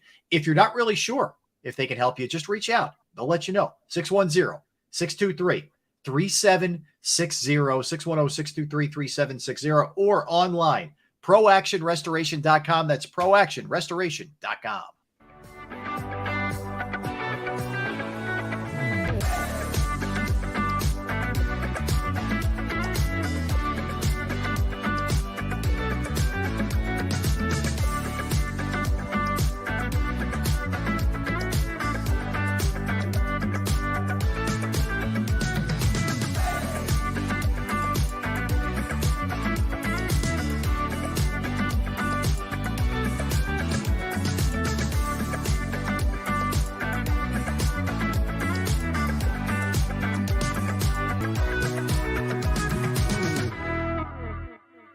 Action News at 11 with Rick Williams. It's the team you trust to bring it all together. The stories that impact your community. A sports roundup for the locals. And the AccuWeather forecast you depend on. Action News at 11 with Rick Williams. All right, did you know I was the Mommy Slam Dunk Champion? Really?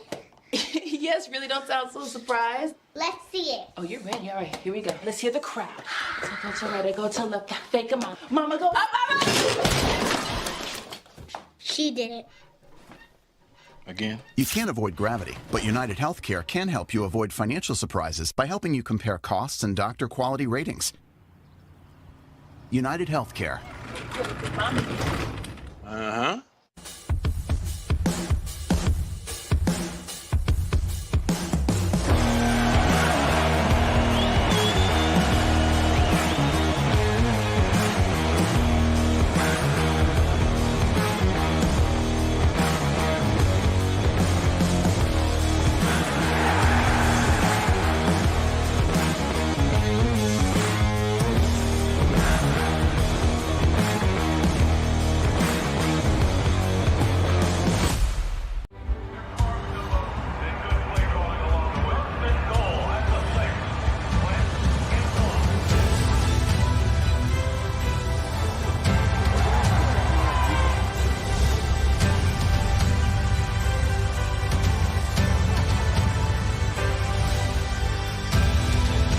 field of life, First Trust Bank is there for you.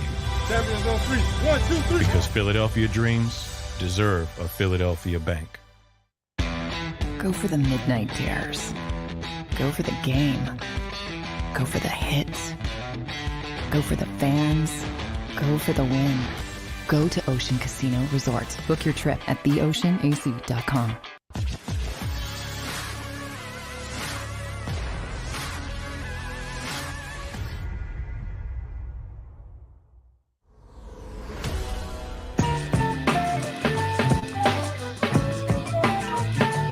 All right, welcome back in, everybody, on this Thursday, rainy Thursday in the Delaware Valley. Hope it's sunny and beautiful in your neck of the woods. But if you live around here, you know what we've been dealing with, but a little bit wet. That's for sure. Coming up top of the hour, we're going to have Rich Hoffman Jr. from The Athletic. We'll talk draft and Sixers with Rich, just wrap things up with Trent Cole. You know, Trent was another guy who kind of crossed over a bunch of different eras, right? Andy, and then into Chip, you know, kind of a, or actually I think he was here for like Chip's first 2 years, maybe. And then he rolled to the Colts. Similar, you know, he had a situation where the Eagles were kind of, you know, for lack of a better word, done with him. And he moved on and he finished the last 2 years of his career in Indianapolis. I mean, it happens, you know, we're talking about that a little bit earlier with Brandon Graham. We don't know what may end up happening, but that's, you know, just kind of the way it goes sometimes. It's the nature of the beast, man. You get as much as you can for as long as you can. I mean, that's what it is. That's what it's all about. Yeah, no question about that. All right, so let's talk some Phillies here, guys. And we mentioned they go down last night to the Rangers. They're now 36-34 on the season. It wasn't a Zach Wheeler-esque kind of performance that we're usually used to. He ends up going 4 1/3, 7 hits, 2 earned runs, 8 strikeouts. It took him 99 pitches, and he couldn't even get through 5 innings. That is very unlike Wheeler. Sometimes you just don't have it. He didn't have it last night. Right. You know what, though? He was off, but kudos to the bullpen. Yeah. I mean, we ripped the bullpen left and right, but the bullpen gave up nothing. Mm-hmm. They gave up, 1 hit? You know, they pitched 3. The bullpen pitched 3 2/3 innings, no hits, no runs. How many walks? 1 walk, I believe, and they had 2, 4, 6 strikeouts. I mean, 14 Texas batters struck out. Yeah. So they did their job yesterday. The rest of the team stunk, but yeah, you actually got a clean Knable inning, which was a miracle in and of itself. Yeah, I mean, look, if they can. Maybe you build some. Maybe there's something good to take away from this. It's that they have a little confidence going into tonight's game in San Diego. Yes, you know, you're right, man, and I'm glad you guys, you know, talking about that because I mean we bash them when they don't do well.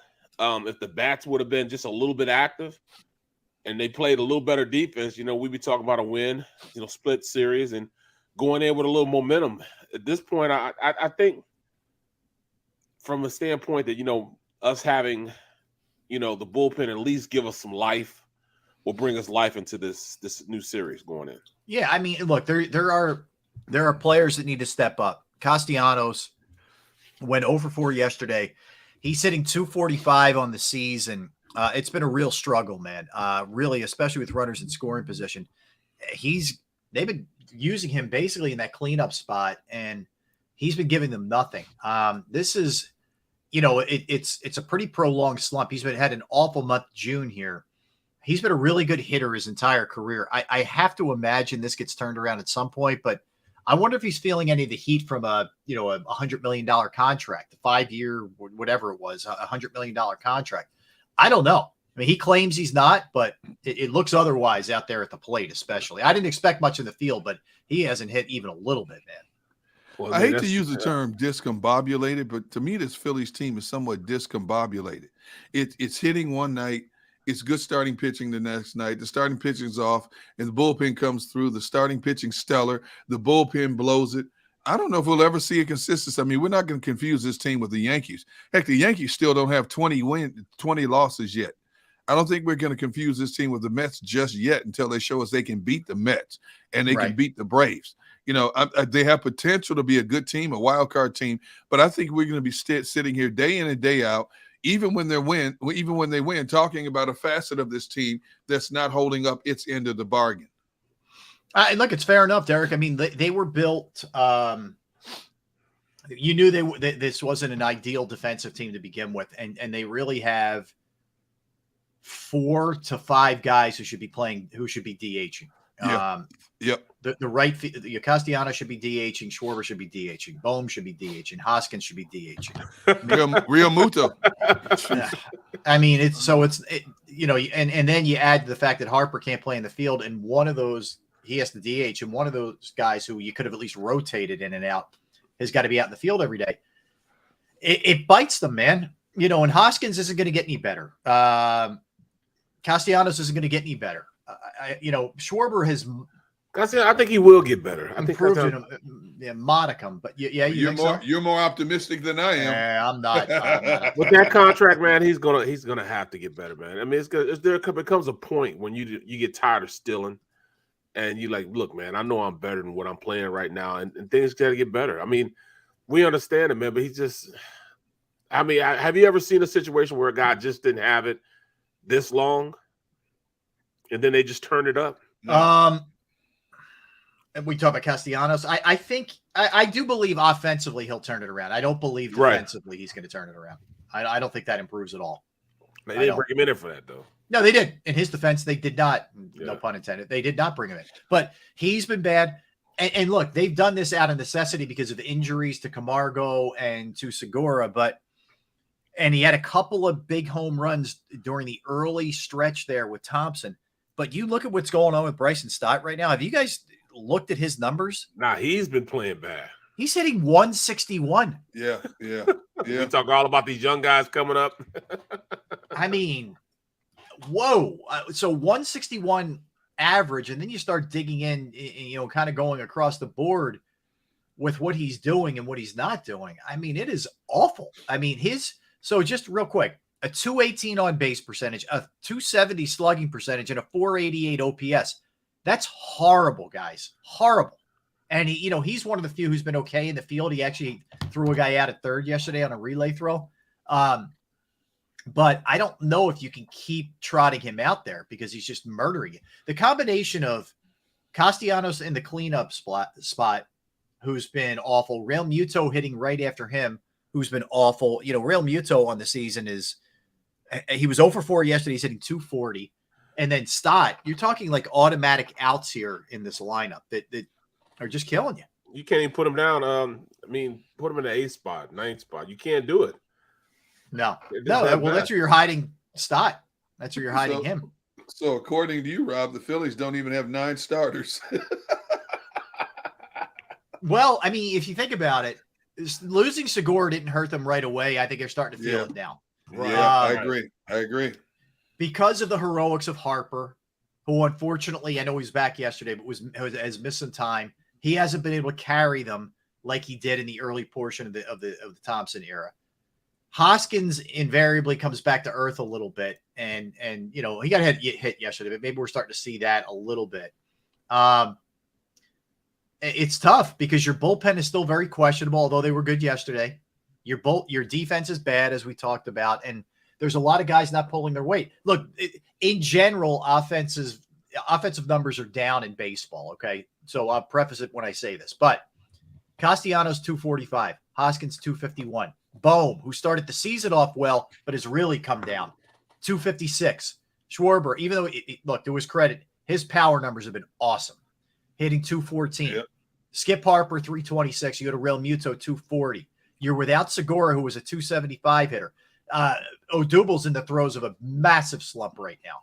He's hitting 236. Stott 161. You hear this, Barrett? You hear this, Barrett? He's going. He's about to go off the deep end again. All I'm saying is I'm worried. That's all I'm saying. I'm worried. I'm not jumping off. I'm not worried. No? No, I can't. Okay, let's see how worried you are after these next 10 games. Well, we talked about it. I mean, if they split 5-5, I'll be good with that. It's concerning. And yes, we're talking. The Xanders. Oh, you guys just mediocrity. I'm feeling you on that, man. I'm feeling you on that. But we're just talking about this is a tough series. This is a tough group of series that they're going against right now. Yeah, In they fact, are. it's gonna be. This is 4 tough series they got to go into. 4. You're playing So, two division leaders and a team that is the defending World Series champion in the next 10 games. right. That's a tough road to hoe, man. That's a really tough one. And you got the division holder. You're gonna play them twice within the next week and a half. 2 weeks. And then after the Washington series, you go back with you go to St. Louis. Well, that's what I'm saying. For St. Louis, 4 yeah. games. Yep. Then you got Toronto, because if it wasn't for the Yankees, Toronto would probably be leading their division. Oh, then here comes that team that got us. That just got us by the Achilles heel. Also, the Marlins. Miami. You know what I mean? Well, they took 2 out of 3 from the Marlins, but look how they had to win 2 of those 3 games. So, and the Marlins have a good pitching staff. Yeah. So, I mean, it's gonna be a Rob. I'm praying for you, man. I'm gonna sprinkle some holy water on your house. And you want to hear something crazy? Yeah, please. They only have the 5th best record in June. The Phillies. Wow. You know how Everybody hot else they is started? balling, yeah. So the Yankees on fire. Yeah. The Red Sox. Yeah. The Guardians, and I'm missing one, but they have the 5th best record after all of that. I mean, there's some teams that are playing unbelievable baseball lately. Yep. Aren't the Braves? Yeah, I'm sorry, it's the Braves. Yeah. The Braves are the other team. Yeah, all those teams have a better record and a better winning percentage than the Phillies do just in the month of June, even after this start. Yep. I mean, if you look around baseball, it's pretty crazy right now. So, I'll get to the NL East in a minute. Yankees have 51. You believe that the Yankees are 51-18? I know it's sick. It's flat out sick. I mean, you could be looking at an all New York World Series. Yeah, Mets are 45-26, and that's with 2 straight losses. Oh my goodness! So they've been pretty amazing. Toronto's in 2nd place, but they're 9 in that division in the AL East. They're 9 games over 500. Boston's been scorching lately. They've won 8 of 10, 4 in a row. They're 8 over 500. They're in 3rd place. The Rays are 5 over 500, and they're 14 games out already. Then you go to the Guardians, who are, I mentioned playing a great month of June. They've won 8 of their last 10, 3 in a row. They played extremely well. The Guardians. I know. It's still hard to get used to, isn't it? I still can't get used to it. It's like I'm the thinking Guardians of Marvel of the comic, yeah. Guardians of the Galaxy.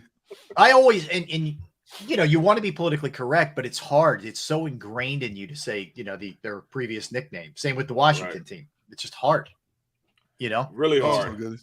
It is what it is. So my point is there's a lot of teams playing good baseball, but the NL East in particular is a very good division, head to toe. Yeah, it is. Mets 45-26, Braves 40-30, Yep. Phillies 36-34.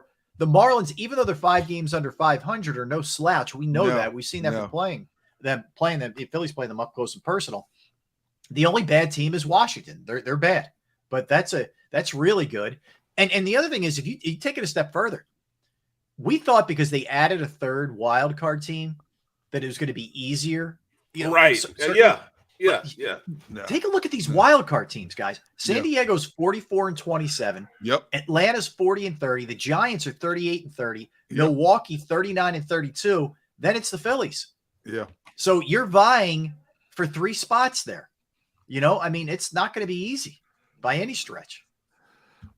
The Phillies have got to do something before the trade deadline. It's not a hope, not a wish. It's imperative they do something. I believe if they can stabilize the back end of that bullpen, they'll be right in the thick of things until the very end. But if they continue to go status quo with this bullpen, I think eventually it's going to catch up to them. Yeah, the bats, as we've talked about, we knew the bats were going to get hot eventually, and they did, which carried them through Rob Thompson's inaugural maiden voyage, taking over as the manager. But you know what? Bats go silent occasionally. Yeah. And look, pitching can negate good hitting, good hitting, and we just saw it with Texas, and now you got San Diego, and then after that you got Atlanta, you got St. Louis. All these teams are pretty good pitching staffs. Yeah. No, they do. They do. Now, we'll see, to be determined, because we're a couple days away from this. But as of right now, Zach Eflin's on schedule to throw to pitch on Saturday. He threw a bullpen session. He says he feels okay. We'll see. I'll believe it when I see him on the mound on Saturday. But if somehow he can get through this thing with the knee injury, your starting pitch has been good all year, and hopefully that can continue because you're going to need him for sure. You're right there. Well, let me ask you guys. Maybe that's these are one of the things I should ask you guys. It was a little bit more of a serious injury than I knew. It wasn't just a scope, man. It was almost it's a patella tendon injury. Yeah, it is. A rupture. That's the same thing I had. It's just his didn't tear all the way apart. Right. So now I see why he's feeling the way he's feeling right now, man. Yeah.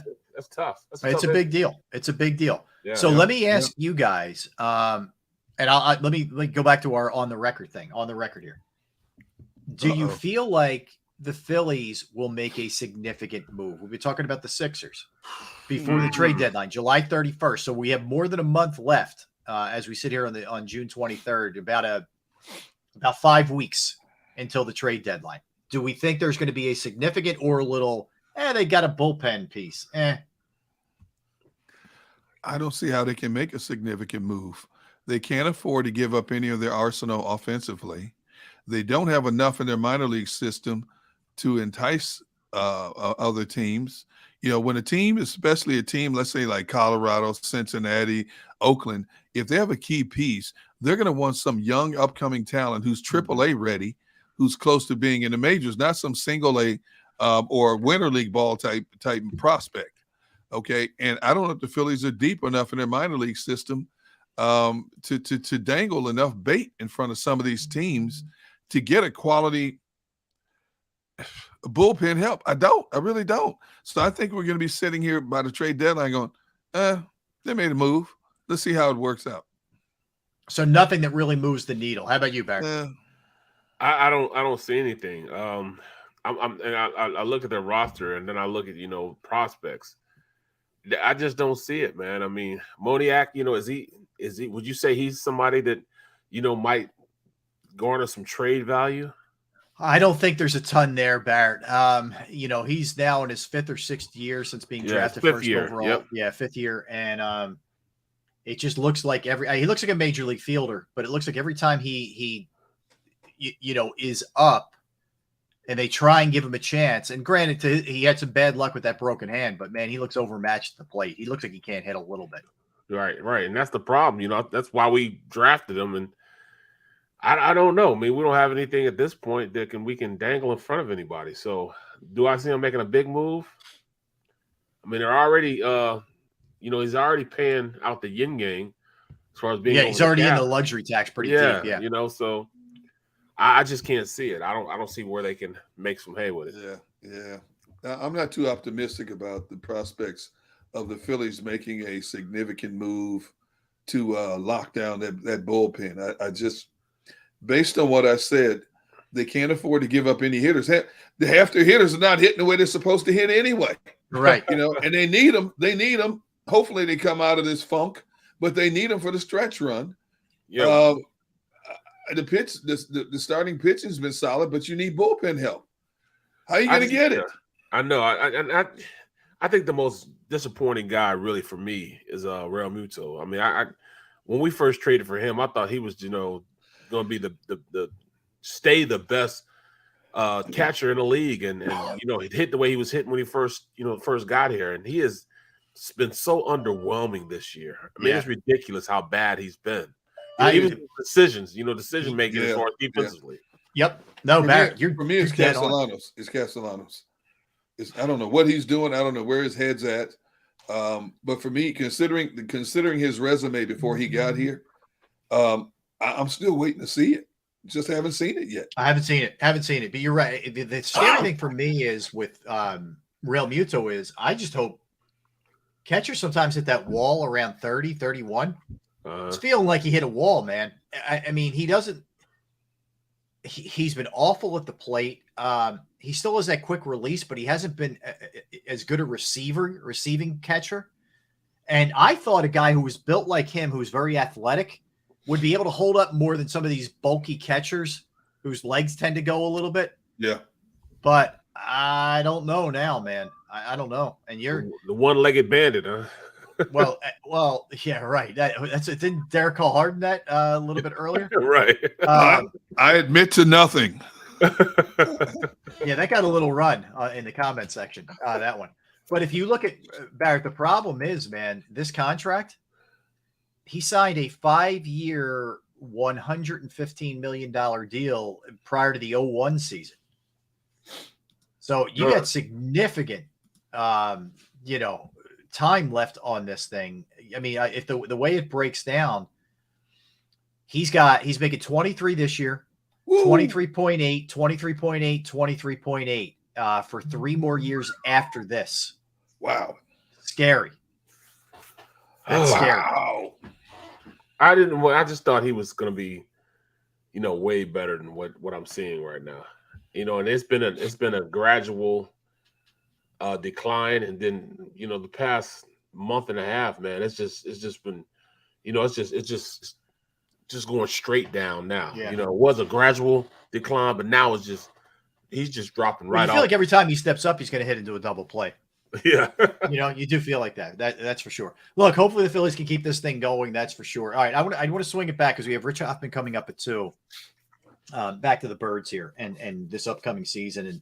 And for a team that's got pretty high expectations and hopes, they have had a decent amount of turnover here in terms of like additions to the new roster. How long do you think it'll take this team to get kind of acclimated to themselves early in the season? You got AJ Brown who's going to play a significant role. Hassan Red is going to play a significant role. Bradbury significant. Kaiser White. You could throw a couple of the rookies in there, Jordan Davis, Nakobe Dean. How long do you think it's going to take this team to kind of get rolling here? And do we have to have a built-in grace period for a little bit of it? Oh, you're going to have a built-in grace period. I'm telling you right now. Mm-hmm. And it's not because of the athletes that you have. This is the time in which these athletes are doing football things, football activities. They don't have enough time on the field to get to know each other, learn the offense, the way it's supposed to be run, really to put things in perspective. They don't practice enough. They just don't do it. Your body gets used to playing football by playing football. Muscle memory. It's not just your body that has to get used to it, but your brain has to get used to working in that capacity of quick decisions and understanding where you're supposed to go and how this is supposed to happen. Your reaction to this. You learn how to block an MBB blitz with your the guard and tackle. You learn how to block that by virtually blocking that in game type of situation, not in practice where the guy's walking up and you see him and he's got a pad on and he runs into you and you block him up. No, you do it by doing instant reaction, knowing to happen. Boom, boom, boom, boom, boom. So you guys had that almost homogeneous type of mindset because you already know, you've already experienced this before. So you go out and you can accomplish that pass off because you've done it before. You can't do that unless you do it out in practice or do it in game type of situation. And they won't get any of that until September 11th. Oh. Starters, at least. Yep. I think the biggest detriment is you won't see much of the frontline players in preseason games. More and more teams don't play the frontliners. What are you talking about, Derek? What are you talking about? You think? You know for a fact. Me and you have been hollering, complaining about this for the longest time, man. Not going to see it. You're just not going to see it. And you're right. I think it's going to take 2-3 games before you actually see these players until we get a full understanding of what these players are in the systems, whether it's offense or defense. You think week 8? You think week 8? It took us week 8 last year. I think that's when they figured out their identity more, Barrett. I don't think do you think it's going to take that long this year? No, because it's the second year. It's the second year of the system. Right. I understand that, but each year you go in, you think of the season in quarters. Well, I mean, it's not really quarters, but I'm talking about 4 games. You think of it in 4 games. You get into camp, you got 4 preseason games. Then you go to the next 3 now. 3 now. Oh, right. I'm sorry. I mean, back when they played football. Yeah. I hate to be that dude, but yeah. It usually takes it to the 4th game to really get your identity on who you are as an offense, defense, and special teams. Mm-hmm. If you don't have the 4 games of preseason, that means that preseason is lost, and that means you will have 4 games in the regular season that are supposed to take the place of those preseason games. So you don't get your identity, until after your 4th game. After the 4th game, instead of getting your 4th game, you get it after the 4th game. So at least 2 or 3 more games after that. So I'm thinking week 6, week 7 is when they finally hit their place. and hit their spot on going hard. Now they got 10 games in which, you know, they can work it out, you know, and start jockeying for position in the division, you know, in the conference and, you know, the rest of the game. It's really hard. I think the teams that are identity searching are the teams that are usually in the first year of a new coaching staff. Now, when you look at the better teams around the league, why did they come out of the gate being exactly who we thought they were? Because they've had the same people in place coaching them for a while.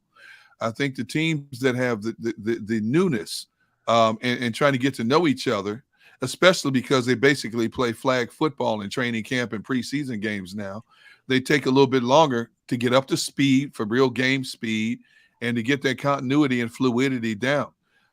Most of these guys are now in year 2 of both Nick Sirianni's, Shane Steichen's, Jonathan Gannon's system. You're sprinkling in a few new pieces, you know, the cornerbacks, the D-line, and a wide receiver. I think it's going to take them a while to get acclimated and those around them to get acclimated to them. That's why I was a little surprised you said 7 or 8 games. I said maybe 2 or 3, get 2 or 3 games on.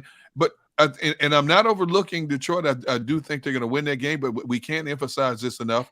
Do not overlook Detroit when you look at how inconsistent they were last year. They only won 3 games, but they were in most of their games except 1 or 2. Mm-hmm. And I think they're going to be a better team this year. I'd be shocked if the Eagles blow them out the way they did last year. Oh, they're definitely not. But I do think that's a good game, a good matchup for them to make their mistakes and to learn from those mistakes. I agree. And accelerate the learning curve a little bit better. Yeah. To get ready for what's to come weeks 2, 3, and 4. The one thing to keep in mind is everybody's dealing with this because hardly any teams play any of their starters anymore in these preseason games. So it's going to be universal, I think, in a lot of ways. Other than some guys do. I mean, Belichick does, some old school guys do, but most teams are going to struggle early in the season. That's for sure. All right, so we step aside. We come back. Rich Hoffman Jr. is going to join us from The Athletic. We'll talk about the draft. What moves, if any, the Sixers are going to make today or in the near future. What's the future of James Harden? What happens with Tobias Harris, Matisse Thybulle? Can they get Tucker? Can they get Gordon? Are they making this the Rockets East? You got it. We will talk about all of it when we get back. Rob Ellis, Derek Gunn, Barrett Brooks. We are Sports Take, JAKIB Sports YouTube Network.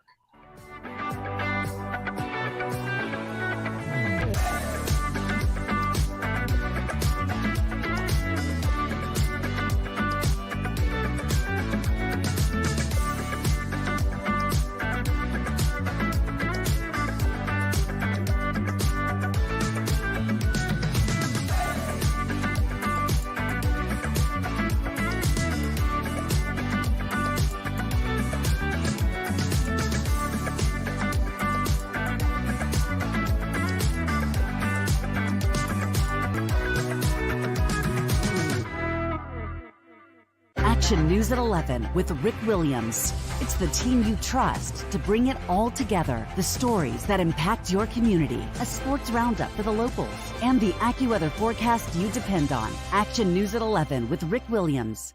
All right, did you know I was the mommy slam dunk champion? Really?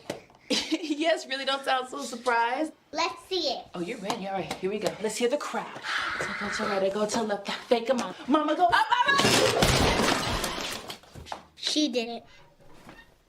Again? You can't avoid gravity, but United Healthcare can help you avoid financial surprises by helping you compare costs and doctor quality ratings. United Healthcare. Uh-huh.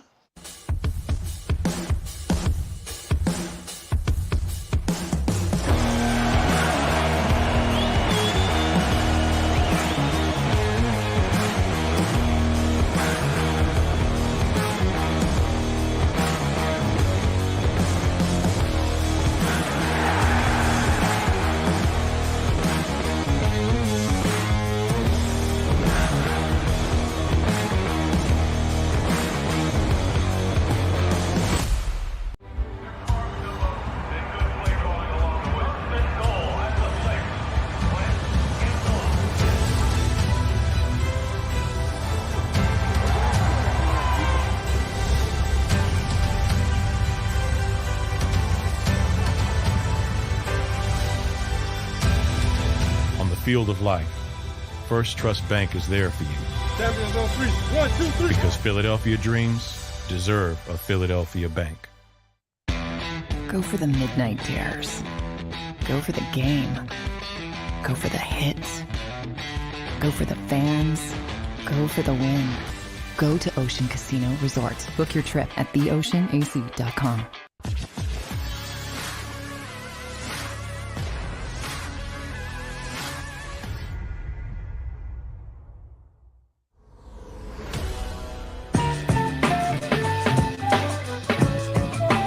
All right, welcome back, everybody. We roll into the final hour of the program. He is Derek Gunn. He is Barrett Brooks. I am Rob Ellis. We are Sports Take. Tell a friend. JAKIB Sports YouTube Network. And pound that like button, please, to everybody who is hanging out with us on this awesome day. All right, so coming up, we'll be talking to Rich Hoffman in a little bit. We're having slight technical issues, which we always want to make sure that the guys are squared away before we go to them. You know how that is. I mean, you know how it is in your own life when you guys breaking up on the phone or your Zoom call, Zotz is out.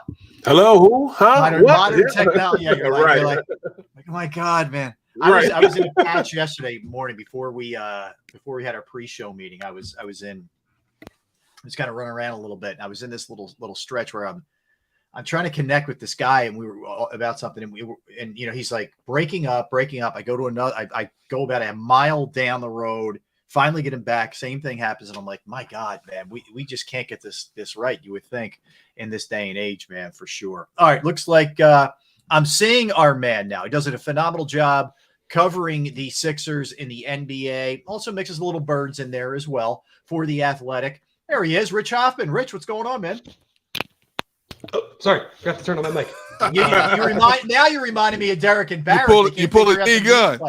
Yeah, it's usually for us older folk, Rich, who can't figure that out. No, guys, I do that every time. It's just I'm not usually on a show that we go on at a certain time, so that happens behind the scenes. I hear you. So you can follow Rich, by the way, on Twitter at Rich_Hoffman, of course, at The Athletic PHI.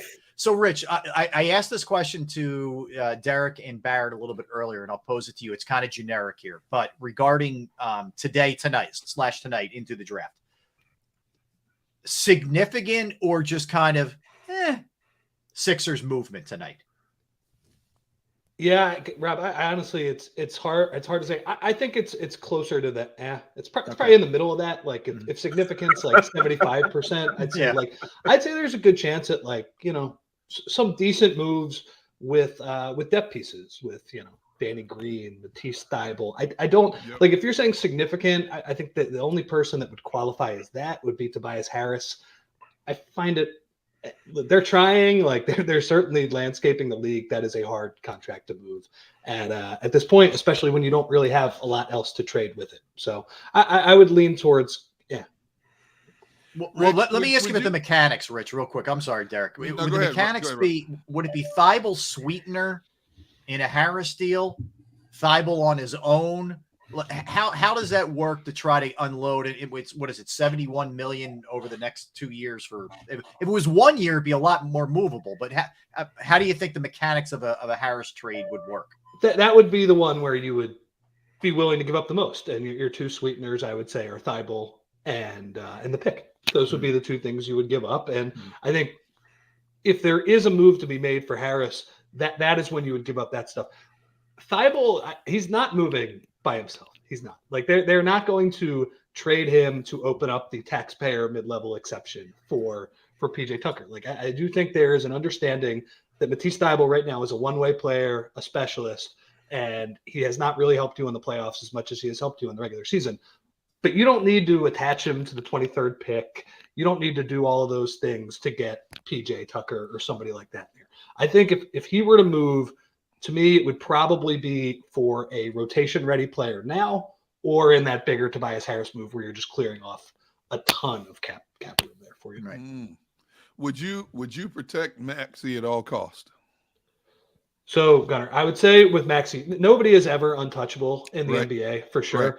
Right. So for me, and I think the Sixers, I know the Sixers feel this way as well. I think to move Maxey, you would need an absolute game changer. Like I'm talking like top 10 to 15 player, and not only that, a wing too. You know, not like a point guard or a center or something like that. Bill, he's not a top 15 player. No, thank you, Rich. I'm so sick of this Bradley Beal stuff. Thank you. Barrett. Thank you. Now, now, Barrett, stop it right now. Just stop it. So as you can see, Rich, this has been a bit of a,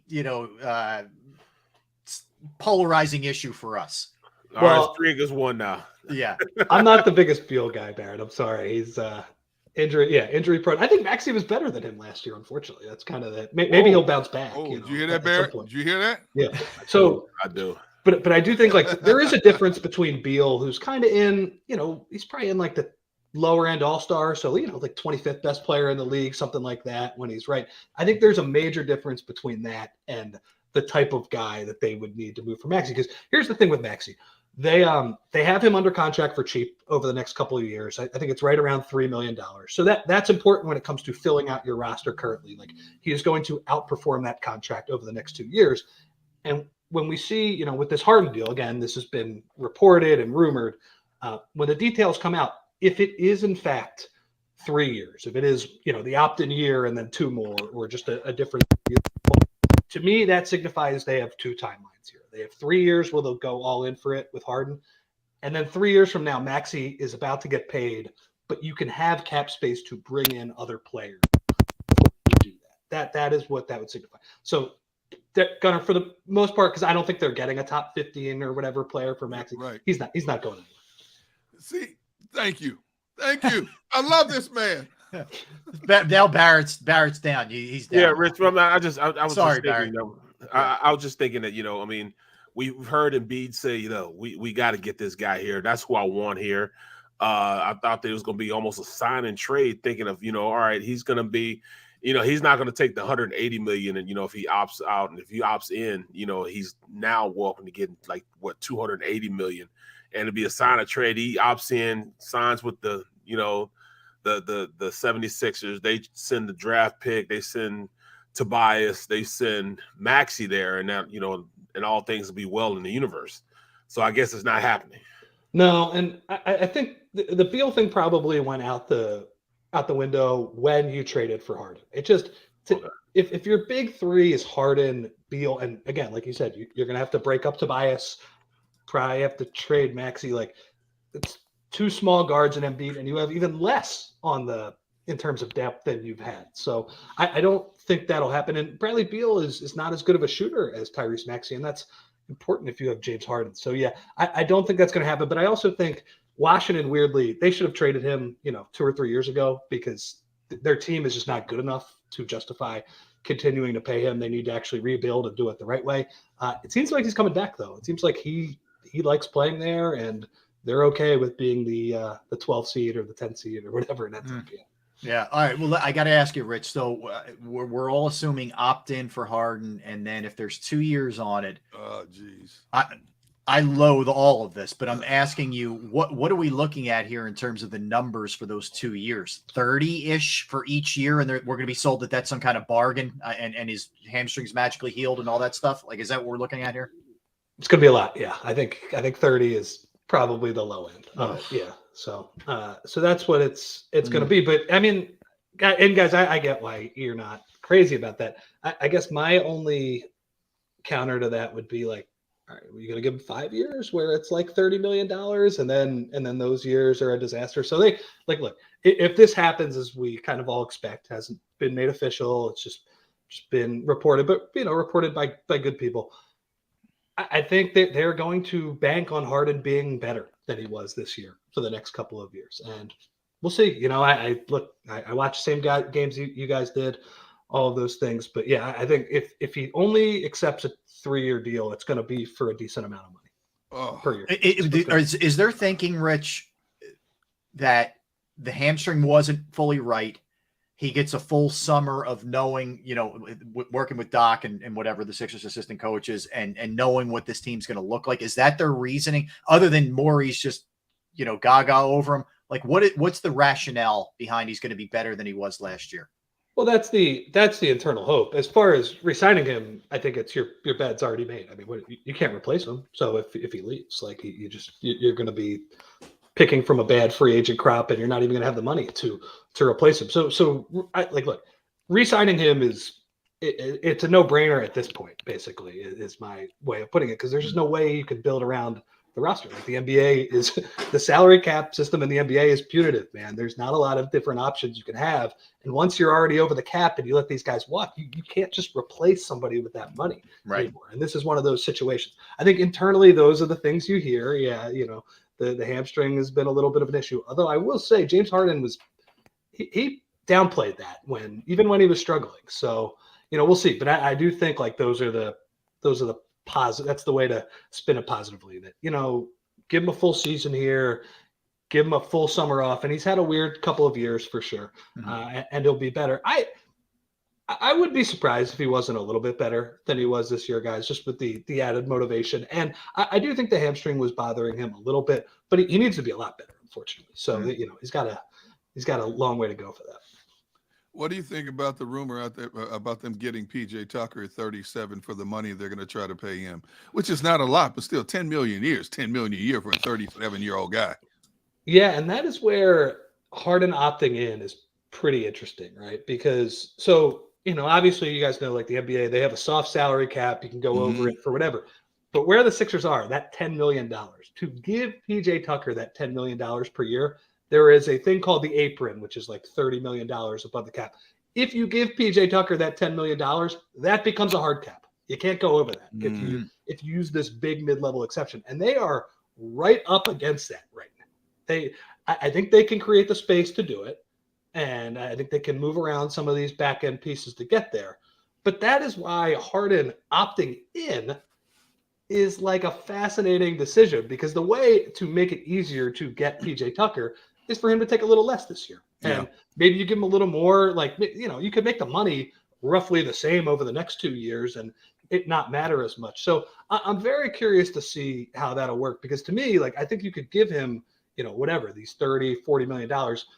At the end of the day, it'll be what, like, 110, something like that, 120 over 3 years, whatever that is. I feel like there is a scenario in which giving PJ Tucker that salary would be easier. I am, as far as like PJ Tucker, he is, you remember Embiid after the game 6 where he really flat out said it. Yeah. It was like a soliloquy about how much he liked PJ Tucker and how tough he is. I think the kids would say he's a dog in a good way too. Like, he's a really tough player, like really, experienced veteran player. Harden has played a million games with him. And I do think, like, look, the Sixers with Tobias, like, he is a very talented fourth option.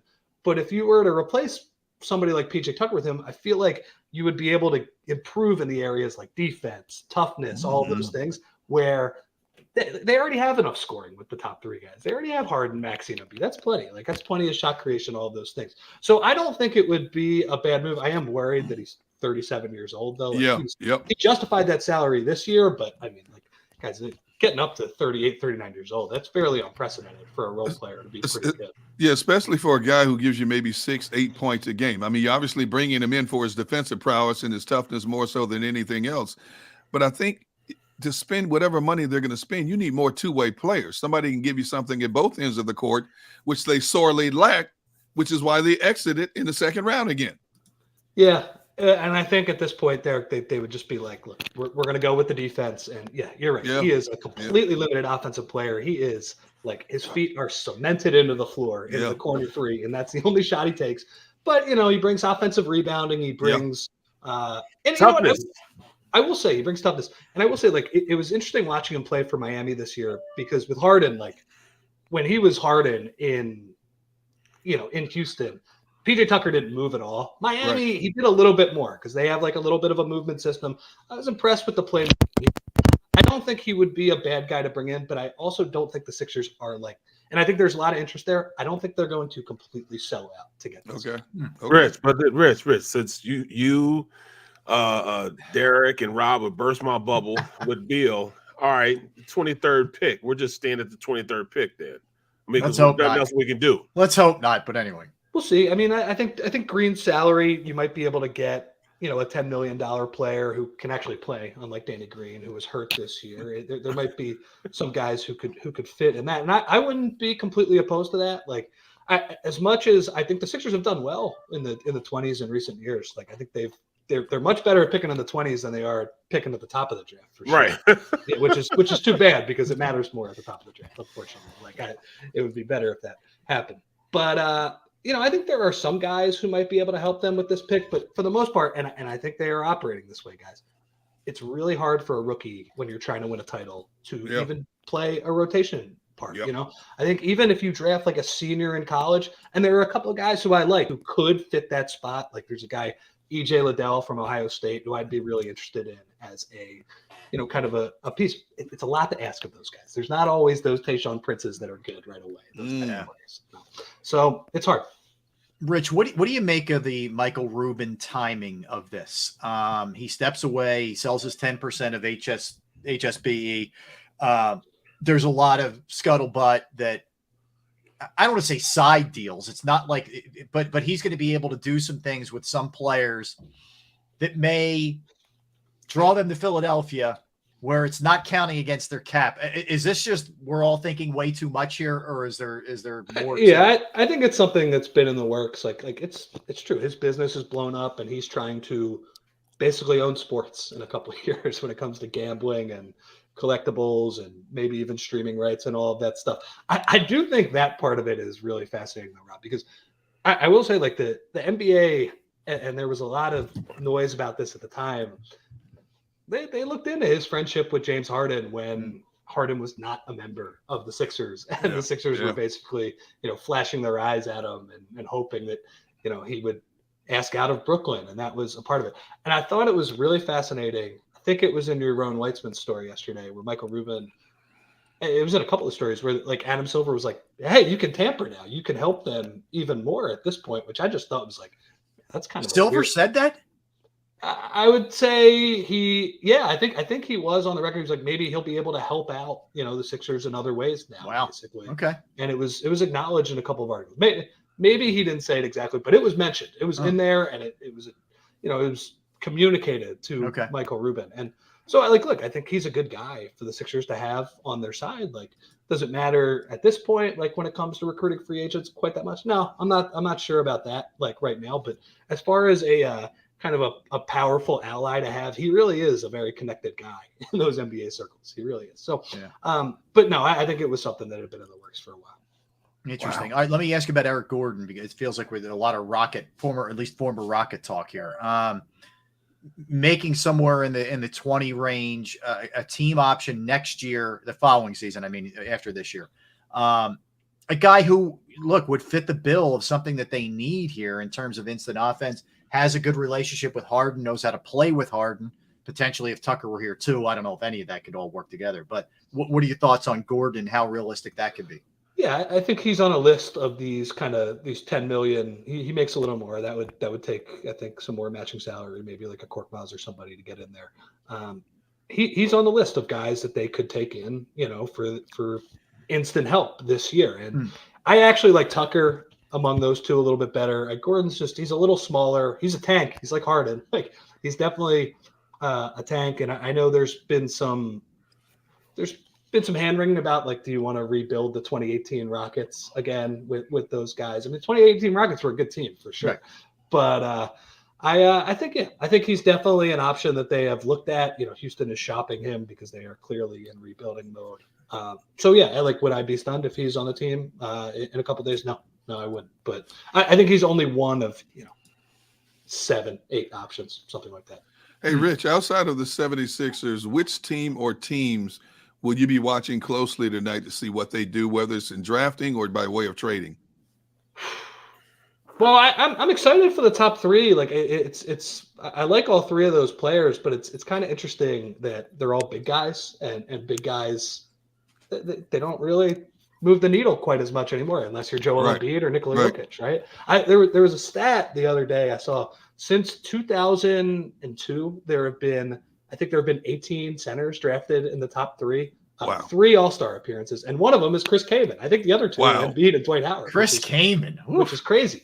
So it really has kind of been a losing proposition. But Gunnar, to answer your question, I just think there's going to be a lot of trades tonight. Because I think the general feel around the league, and the Sixers are not the only ones in this position. there is not a lot of free agent cap space to be had right now. There's not a lot of teams. Detroit just opened up a lot with the Jeremy Grant trade yesterday, but there's not a lot, and it's not a good class. So the time to make a move is on draft night when you have these picks. And so I think there's going to be a lot of moves, and I think there could be moves, in the teens. I think a bunch of teams in the 20s. We already saw Dallas do it with the Christian Wood trade. There's going to be a lot of teams, and so I guess that's the hope for the Sixers right now. Is that I think there is a decent amount of interested trading partners, probably more so than your average draft night. Well, Rich, go ahead, back. No. I was going to say, well, if we were to stick around 23, what are some prospects? I like Nikola Jovic. Would he be around that 23 spot if we were to pick at 23? Yeah, I think he would be. And, I think the idea of him as kind of maybe a stash project, even though he wants to come over this year, would be interesting. So, guys, to me, and the good thing about the Sixers, I will give them credit for this, even though I don't think they hit on this pick last year. Jaden Springer did not make any sense from a timeline standpoint. Right. Like, they took the youngest kid in the draft when they're trying to win now. Mm. And, we'll see how that works out. I think he's pretty raw. He has a chance of not turning out. Like a lot of people pick 20 have a chance of not turning out. But to me, the best case scenario for them is drafting an older player and a wing type who can give them athleticism, toughness, all those things we talked about with PJ Tucker. But that's not always how the board falls. So just some guys, I mentioned EJ Liddell. I'm not sure he's going to drop that far. He's just like a really smart, solid, 6'6" kind of Grant Williams type player. There's a kid from LSU who I think is not going to make it to them, Tari Eason, who is just like an excellent athlete, just a really switchable defender. He's somebody else I would be interested in. There's a kid, Jalen Williams from Santa Clara, who's a little bit more of an upside swing where he's more of a pick and roll type ball handler, but he's a big kid too. And he had some good moments against Holmgren from Gonzaga. He might be available at that point. So, I kind of, like I said earlier, I do trust the Sixers drafting in the spot. They've been, it's like the same guys who have been doing this, EB, Vince Rosman, these guys, they've done a nice job over the past couple of years with, Shamet, Shake, Maxey is like an absolute home run in the 20s. That's a game changer to get that done. Paul Reed in the 50s is an okay pick too. They've done okay later in the draft. I think they're pretty good at evaluating it, but I will be curious to see, if it's, a Malachi Branham or somebody like that dropping a kid who could be a really good player, but who's not going to help you right away. Yep. Do they have the gumption to take him?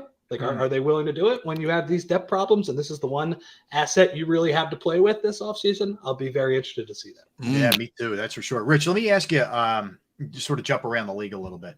What happens with Kyrie? Wow, man, that's a loaded one right there. I'm just really happy I don't cover the Nets.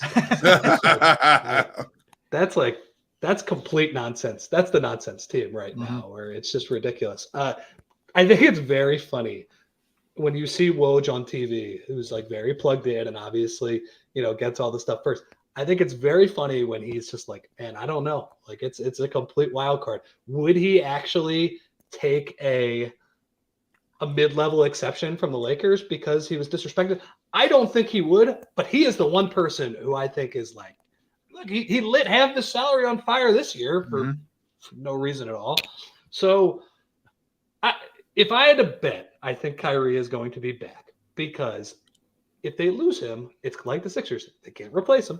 That's number one. And as unreliable as he is, he's certainly younger and probably a little bit better than Harden at this point.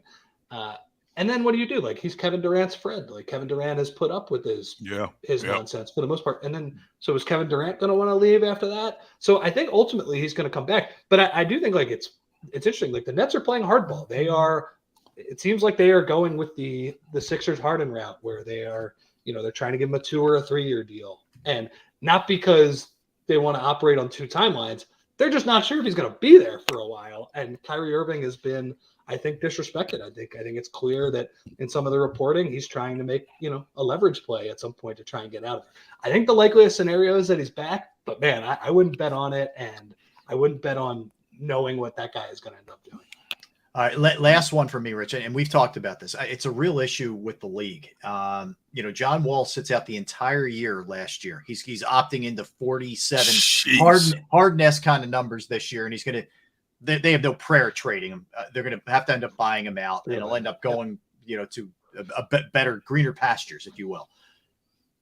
What does Adam Silver do about this issue? Because we see it around the league a lot. It's not just Wall. We saw it with Al Horford at the end in Oklahoma City, and he ends up in a better spot in Boston. Like, what do you do about this? It's tough. I mean, guys, the league salary structure, which has been the way it's gone for a long time, is it would be better if, the LeBrons and the KDs of the world could make whatever they want, because LeBron in his prime was probably worth like $75 million to a team. He was that transformative, and it would be able to work. But here's the problem. So when you cap those guys' salaries, then the guys who are, the 30th best player in the league get paid pretty much on par with them.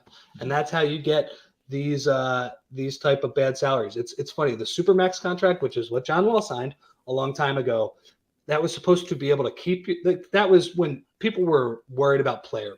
And that was supposed to be, we're trying to keep our homegrown players so you can offer them more money than normal. That's worked out poorly because those end up being bad contracts unless it's like a top 5 guy, unless it's Joel Embiid signing that thing, which he did, unless it's KD or those guys. So yeah, I mean that is an issue. I thought it was really interesting this year. Like the Rockets just sat John Wall this year and they didn't even play him. They said like we're just going to eat your salary.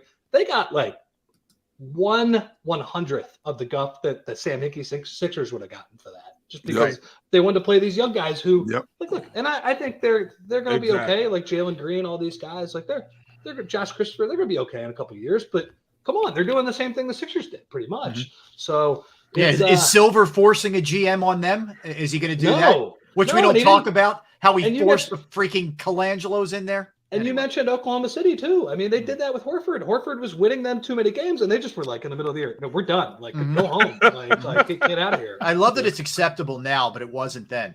It's crazy. And I think every Sixers fan has a right to point that out and just be like, what? Why were we the worst thing? Because we did it for a couple of years. I mean, Oklahoma City's doing this for 2 or 3 years too. Like, come on, they're not doing anything different. So yeah, I do think that the Supermax is going to be something that they have to look at because, there's a lot of that. That's where the bad salary is now. It used to be like the middle class was bad salary, where it was like guys making $20 million, like 22 guys that should be making $8 million. Those guys were more tradable. John Wall, Russell Westbrook is a bad one. These guys all signed the same contract, and they're just immovable. It's crazy. Like the Lakers are screwed.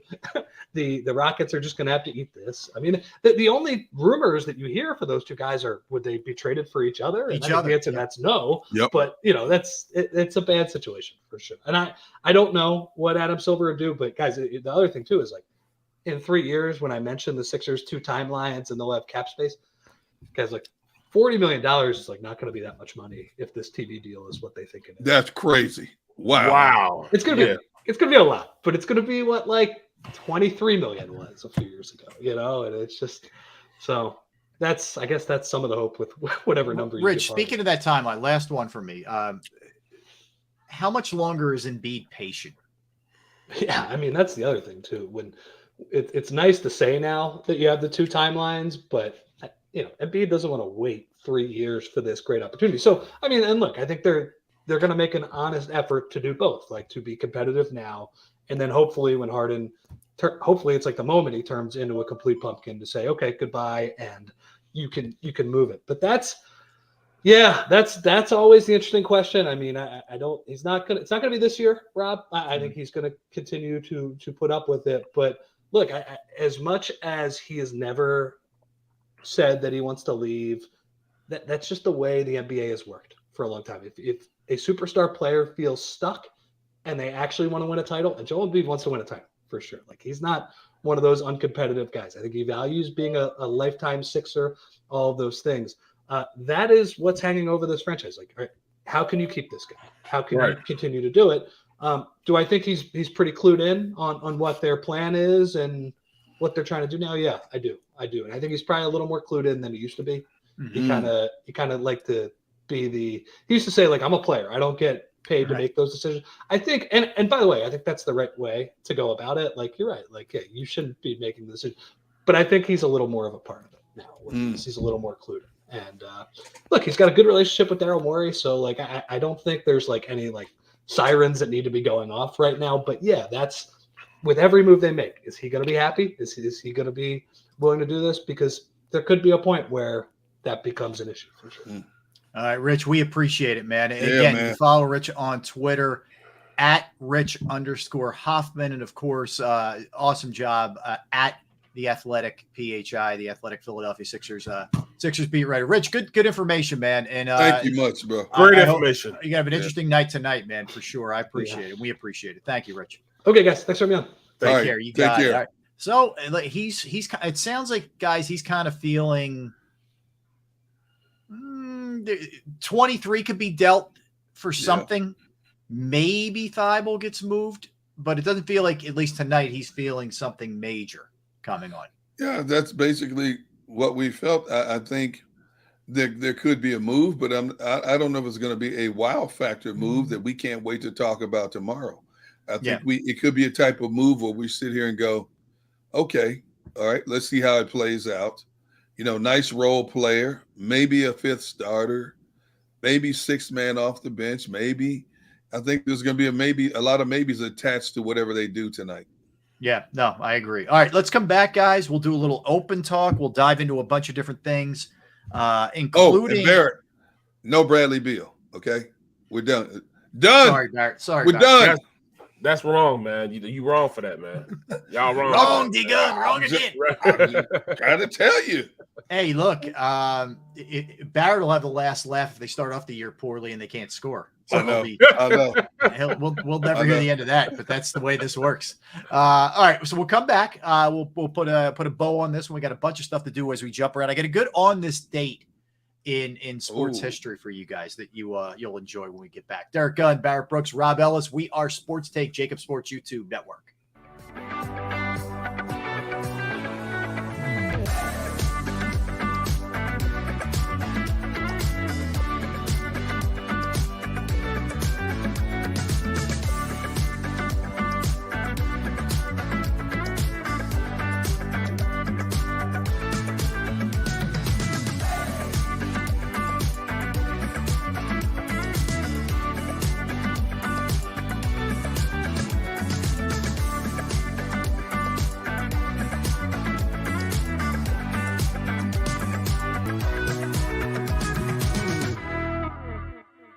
Action News at 11 with Rick Williams. It's the team you trust to bring it all together. The stories that impact your community. A sports roundup for the locals.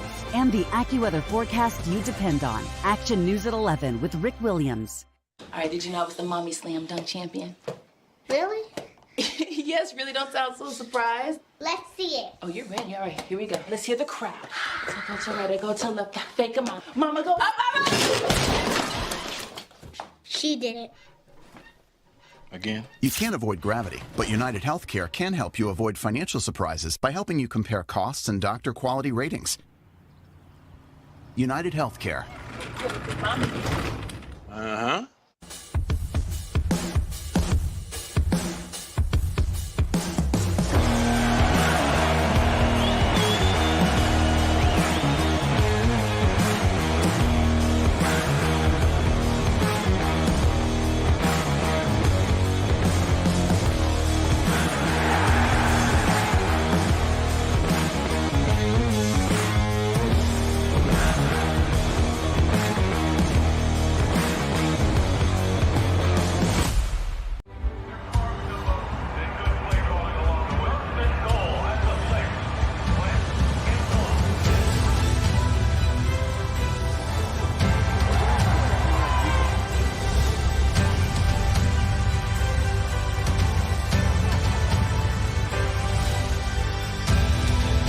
Field of life, First Trust Bank is there for you.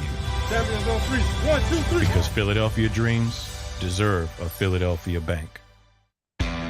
Go for the midnight dares. Go for the game. Go for the hits. Go for the fans. Go for the win. Go to Ocean Casino Resort. Book your trip at theoceanac.com.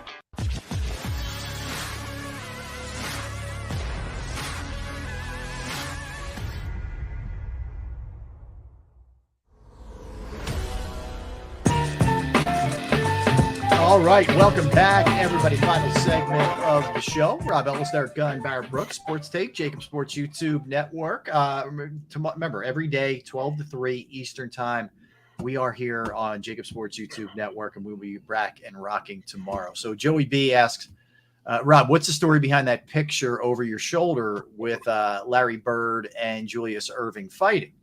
So you guys can see that pretty clearly, right? Over my shoulder there. Yep. Bird's got his hand around Doc's neck. Doc's about ready to crank a punch at him. So that happened back in 1984.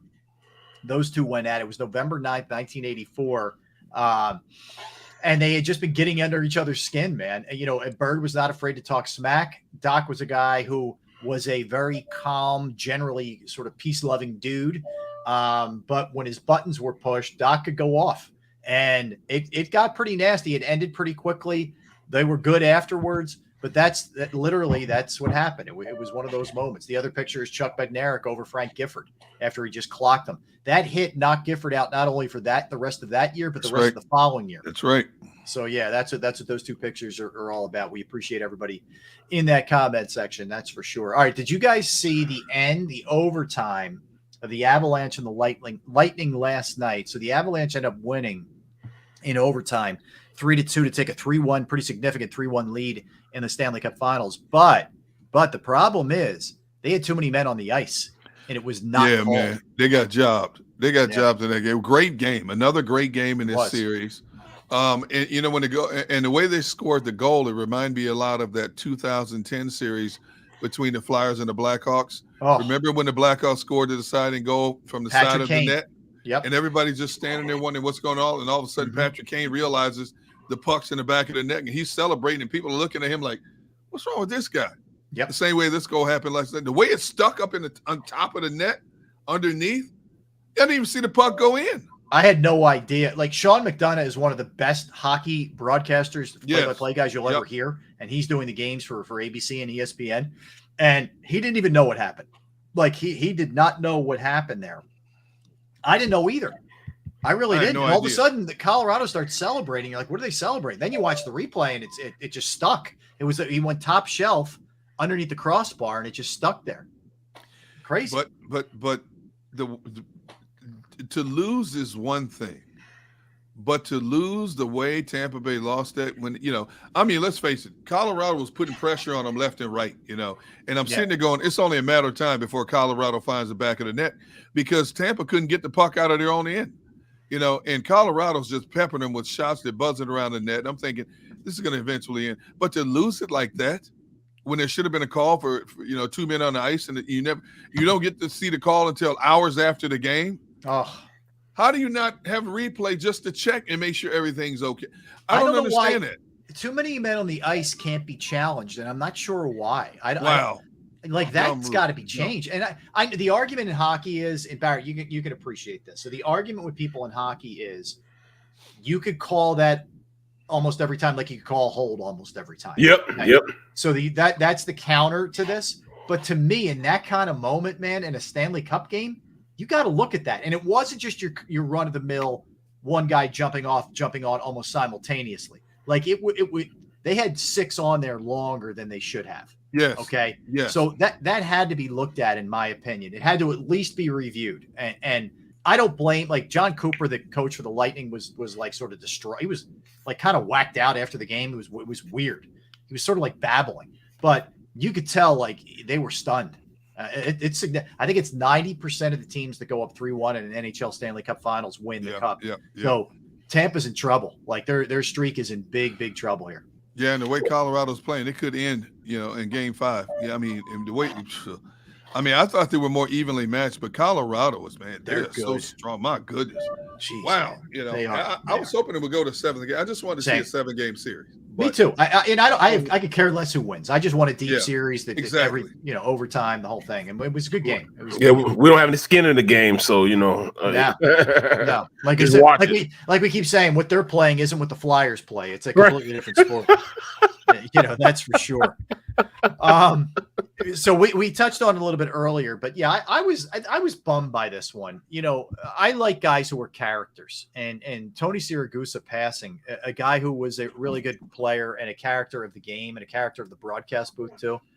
That sucks, man. We lose a guy like that at 55 years old. We're not sure what the circumstances were. He died in his sleep, Derek. So it's a tough one, man. We're seeing too many of these former athletes dying at younger ages. And how ironic it is, it seems to all be when COVID started, and I don't think any of these are COVID related, but it's just frightening. Not just athletes, but entertainers as well. Yeah. That are dying, suddenly, and it's really sad. I never knew Tony Siragusa, but just watching him in action, man, you could tell he was a life of the party, fun-loving guy, loved to do what he did, and just enjoyed every aspect of life that you could possibly imagine. And for him all of a sudden to be gone at the age of 55, man, it's really scary. It really is. When you think about our ages and, one morning you may not wake up, man, for whatever. Yeah. I mean, you hate to be cliche, but tomorrow is not promised, man. As much as you always have that little party that you think is invincible, but it's not. Okay. So you do to the best you can enjoy it, man. And have as much fun along the way as you can, for sure. So, all right. You're definitely aware of where you are in your life, especially when I turned 50 this year. Right. I'm keenly aware of what's going on, as far as my body, keenly what's going on with individuals that I played against. I knew Goose. My first golf tournament I ever played in was his golf tournament in Atlantic City. And the stories I could tell about that, I couldn't even say it on our channel, but it's one of those things where you become very, very human really, really fast. Guys that are younger than me that are passing away. I go out and I take the CTE test every single year, to make sure I have a baseline of where I am. If I have any decline, if I'm going up, I'm getting better. I mean, those are all things that I make sure that I take care of. I cross my T's and dot my I's. Just what's going on, man, is, I'm 50 right now. So, I mean, I got to be aware of that, a lot of people in my life or that were close to me are passing away, man. It's tough on me, man. It's tough. Yeah, my pops passed away 5 years ago, grandmother a year and a half ago, people that influenced me a lot are at the age now that they're no longer going to be with us. I mean, they're in the last tail end of the race. So, it just makes you very, very human, at this point in my life. Yeah. And Barrett, you have to be even more conscious because a lot of offensive and defensive linemen are passing away. Passing away at an earlier age. You look at it over the last 10, 15 years, and you see a lot of these offensive, defensive linemen, 51, 52, 54, suddenly passing away for whatever the case may be. So, yeah, you're right. You have to stay on top of it, man, day and night. Even I play around with you a lot, man, but bro, you too ornery, bro. You'll outlive me, and Rob outlive you guys too ornery, man. But I mean, just real, I hear you. Real with the subject, man. It's just, the really good dude, very, very good dude, man. Like you said, he was the life of the party. The party didn't start until Goose walked in. So yeah, that's too bad. Great dude. And playing against him, he was by far one of the biggest dude I tried to move. I tried to move him, and it was like trying to move a Buick outside in the yard. Strong, strong. 3 bills, plus three bills plus. Strong dude. Yeah. Tough, man. Tough. Anyway, all right. So a couple other odds and ends. We mentioned a nice story here. It could have been tragic, but it was nice. With the swimmer who had fainted once she hit the water and was towards the bottom of the pool, and her coach jumped in. The swimmer's name, she was a U.S. swimmer named Anita Alvarez, and her coach named Andrea Fuentes. The coach went down literally 17 feet, pulled her out as she was unconscious, and probably saved the girl's life. And kudos to the coach She had actually done that one time before with the same swimmer. And it looks like everything's going to be fine with the swimmer, with the girl, Anita Alvarez, who passed out, but she literally hit the water and then just lost consciousness. And they're kind of like, wait, what's happening here? Like, and then all of a sudden it was just panic, and she jumped in and got her. And, it's not an easy thing. I don't know if you guys have ever had to, hopefully you haven't, but even when you're screwing around in the water and you're trying to pull somebody up, man, bro, it's a hard thing. Said that, yeah, it's very hard. I said, I was in what was I at? Oh man, I was just on a company trip, and one of the people that one of the major backers of the trip jumps in the water, and I don't know what happened, but he was struggling a little bit, so I jump in after him, and I had to pull him back to the boat. Oh, you know what I mean? Yeah, so it was like crazy, like whoa, and then I realized, boy, pulling just a limp weight like that is tough. Yeah, it is very tough. It is. Trying to tread water. Oh, are you kidding me, man? And there's great pictures where like literally her knees are on the bottom of the pool. Okay. Yeah. And the swimming coach is in her, she's in shorts, but she's still in a shirt. Like, she just went, man. And she went in and got her. And it's crazy. It is crazy. So did they say what caused her to back out, or no? And she's what's called a U.S. artistic swimmer. She was finishing her routine in the solo. So it's a solo, thing. In the free final at the World Aquatics Championships. That was yesterday. And she's a 2-time Olympian. So she sank to the bottom unconscious. The coach, Andrea Fuentes, dove in, and she herself won an Olympic gold medal for Spain. She got in there, got her, pulled her up. The lifeguards weren't even jumping in, which I'm not really sure why. Okay. But this woman was completely out of it, like gone. And she went in and she got her. And again, it looks like she's going to be okay. Thank God. But yeah, no, I don't know if there's any definitive reasoning of why it happened, or, whatever the case may be, but good work out of the coach, man. So she got in there. All right. Let me give you, yeah, man. Yeah. I just saw Kudos to her. I'm like, wow. Yeah. It's really scary. Like there's a great underwater shot. Yep. Of the swimmer, just like kind of on her knees, and she's on the floor of the pool, and this woman's in there, man, doing her thing. Thank God. On this date, 51 years ago, 1971. So June 23rd, 1971. This whole story is remarkable. So the Phillies threw a no-hitter. Rick Wise threw a no-hitter against the Cincinnati Reds. In the course of the game, he hit 2 home runs. So he drove in the 2 runs of the game with 2 solo home runs, and he pitched a no-hitter in the game. What? That's a damn good. A pitcher hitting home runs, number 1. Oh, yeah, 2 home runs. And let me give you the follow-up, which is even crazier. So that offseason, after the year ends, and he was a good pitcher for the Phillies. They end up trading him for Steve Carlton. So they trade him for a future Hall of Famer. At the time when they made the trade, as you would expect, people in Philadelphia were like, what are you doing here? I can only imagine. This guy away? Isn't that crazy? My goodness, that's unbelievable. It's pretty funny, man. It's pretty wild. Man, yeah. Little did we know, huh? Let me give you one more 6 degree of separation. So the final out was Pete Rose, who was still a Red back then, who lined out to third base in the game. That was the final out of the game. Pete Rose would later be a Philly and win a World Series with the Phillies in 1980. So there you go. Thought that was a pretty interesting story in and of itself. That's pretty cool, man.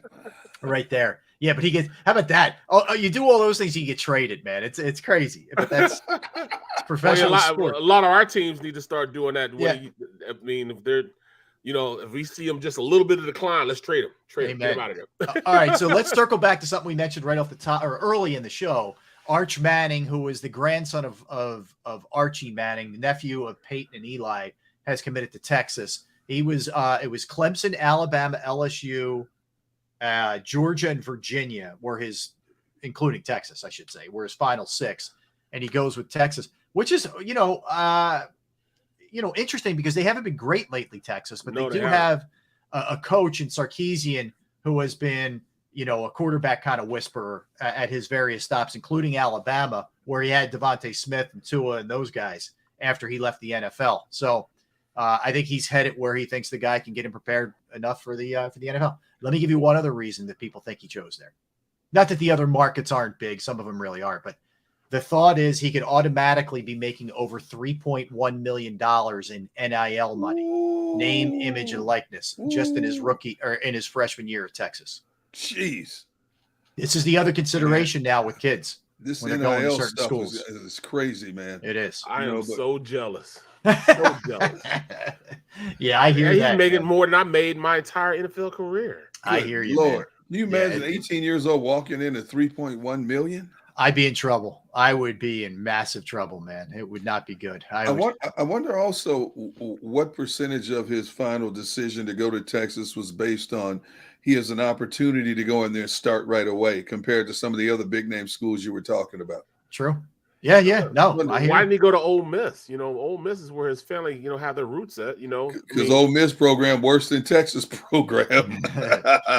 Maybe he didn't like Lane. I don't know, man. I don't know. Kiffin had those guys going. No, he did. Look, Corral. He did a nice work with Corral, man, developing him. That's for sure. All right, we got to wrap it a little bit early today, fellas. So listen, we're back. Yeah, I know. To Derek Gunn's protest, he's protesting this officially. Hey, I just want to go on record and say one thing. Xander, you're on the clock. July 1st is next Friday. That's all I'm saying. Okay. Just remember. Okay. Just remember. All right. That's for our swag, by the way, for people who are wondering. All right. So back tomorrow, same time. We'll recap everything the Sixers did. The Phillies play late night. Eagles. We always have a lot of Eagles for you. We'll have some great guests for you as well. For D Gunn, for Barrett Brooks, for our producer Xander Krause, for all of you in the comment section, all of you streaming, all of you listening. We appreciate it. Don't go anywhere. National Football Show coming up with Dan Cilio. Have a great night, everybody. We are Sports Take, JAKIB Sports YouTube Network.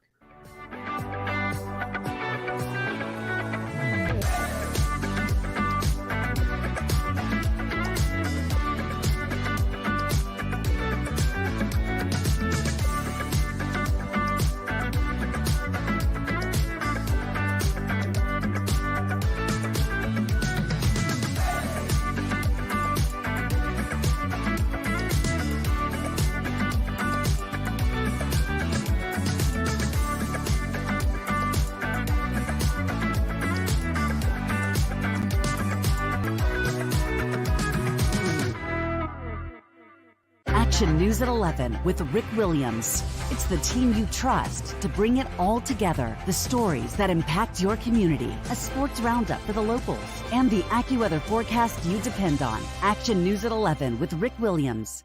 All right, did you know I was the mommy slam dunk champion? Really? Yes, really. Don't sound so surprised. Let's see it. Oh, you're ready. All right, here we go. Let's hear the crowd. So go to right, I go to left, fake 'em out. Mama, go up, mama! She did it. Again? You can't avoid gravity, but United Healthcare can help you avoid financial surprises by helping you compare costs and doctor quality ratings. United Healthcare.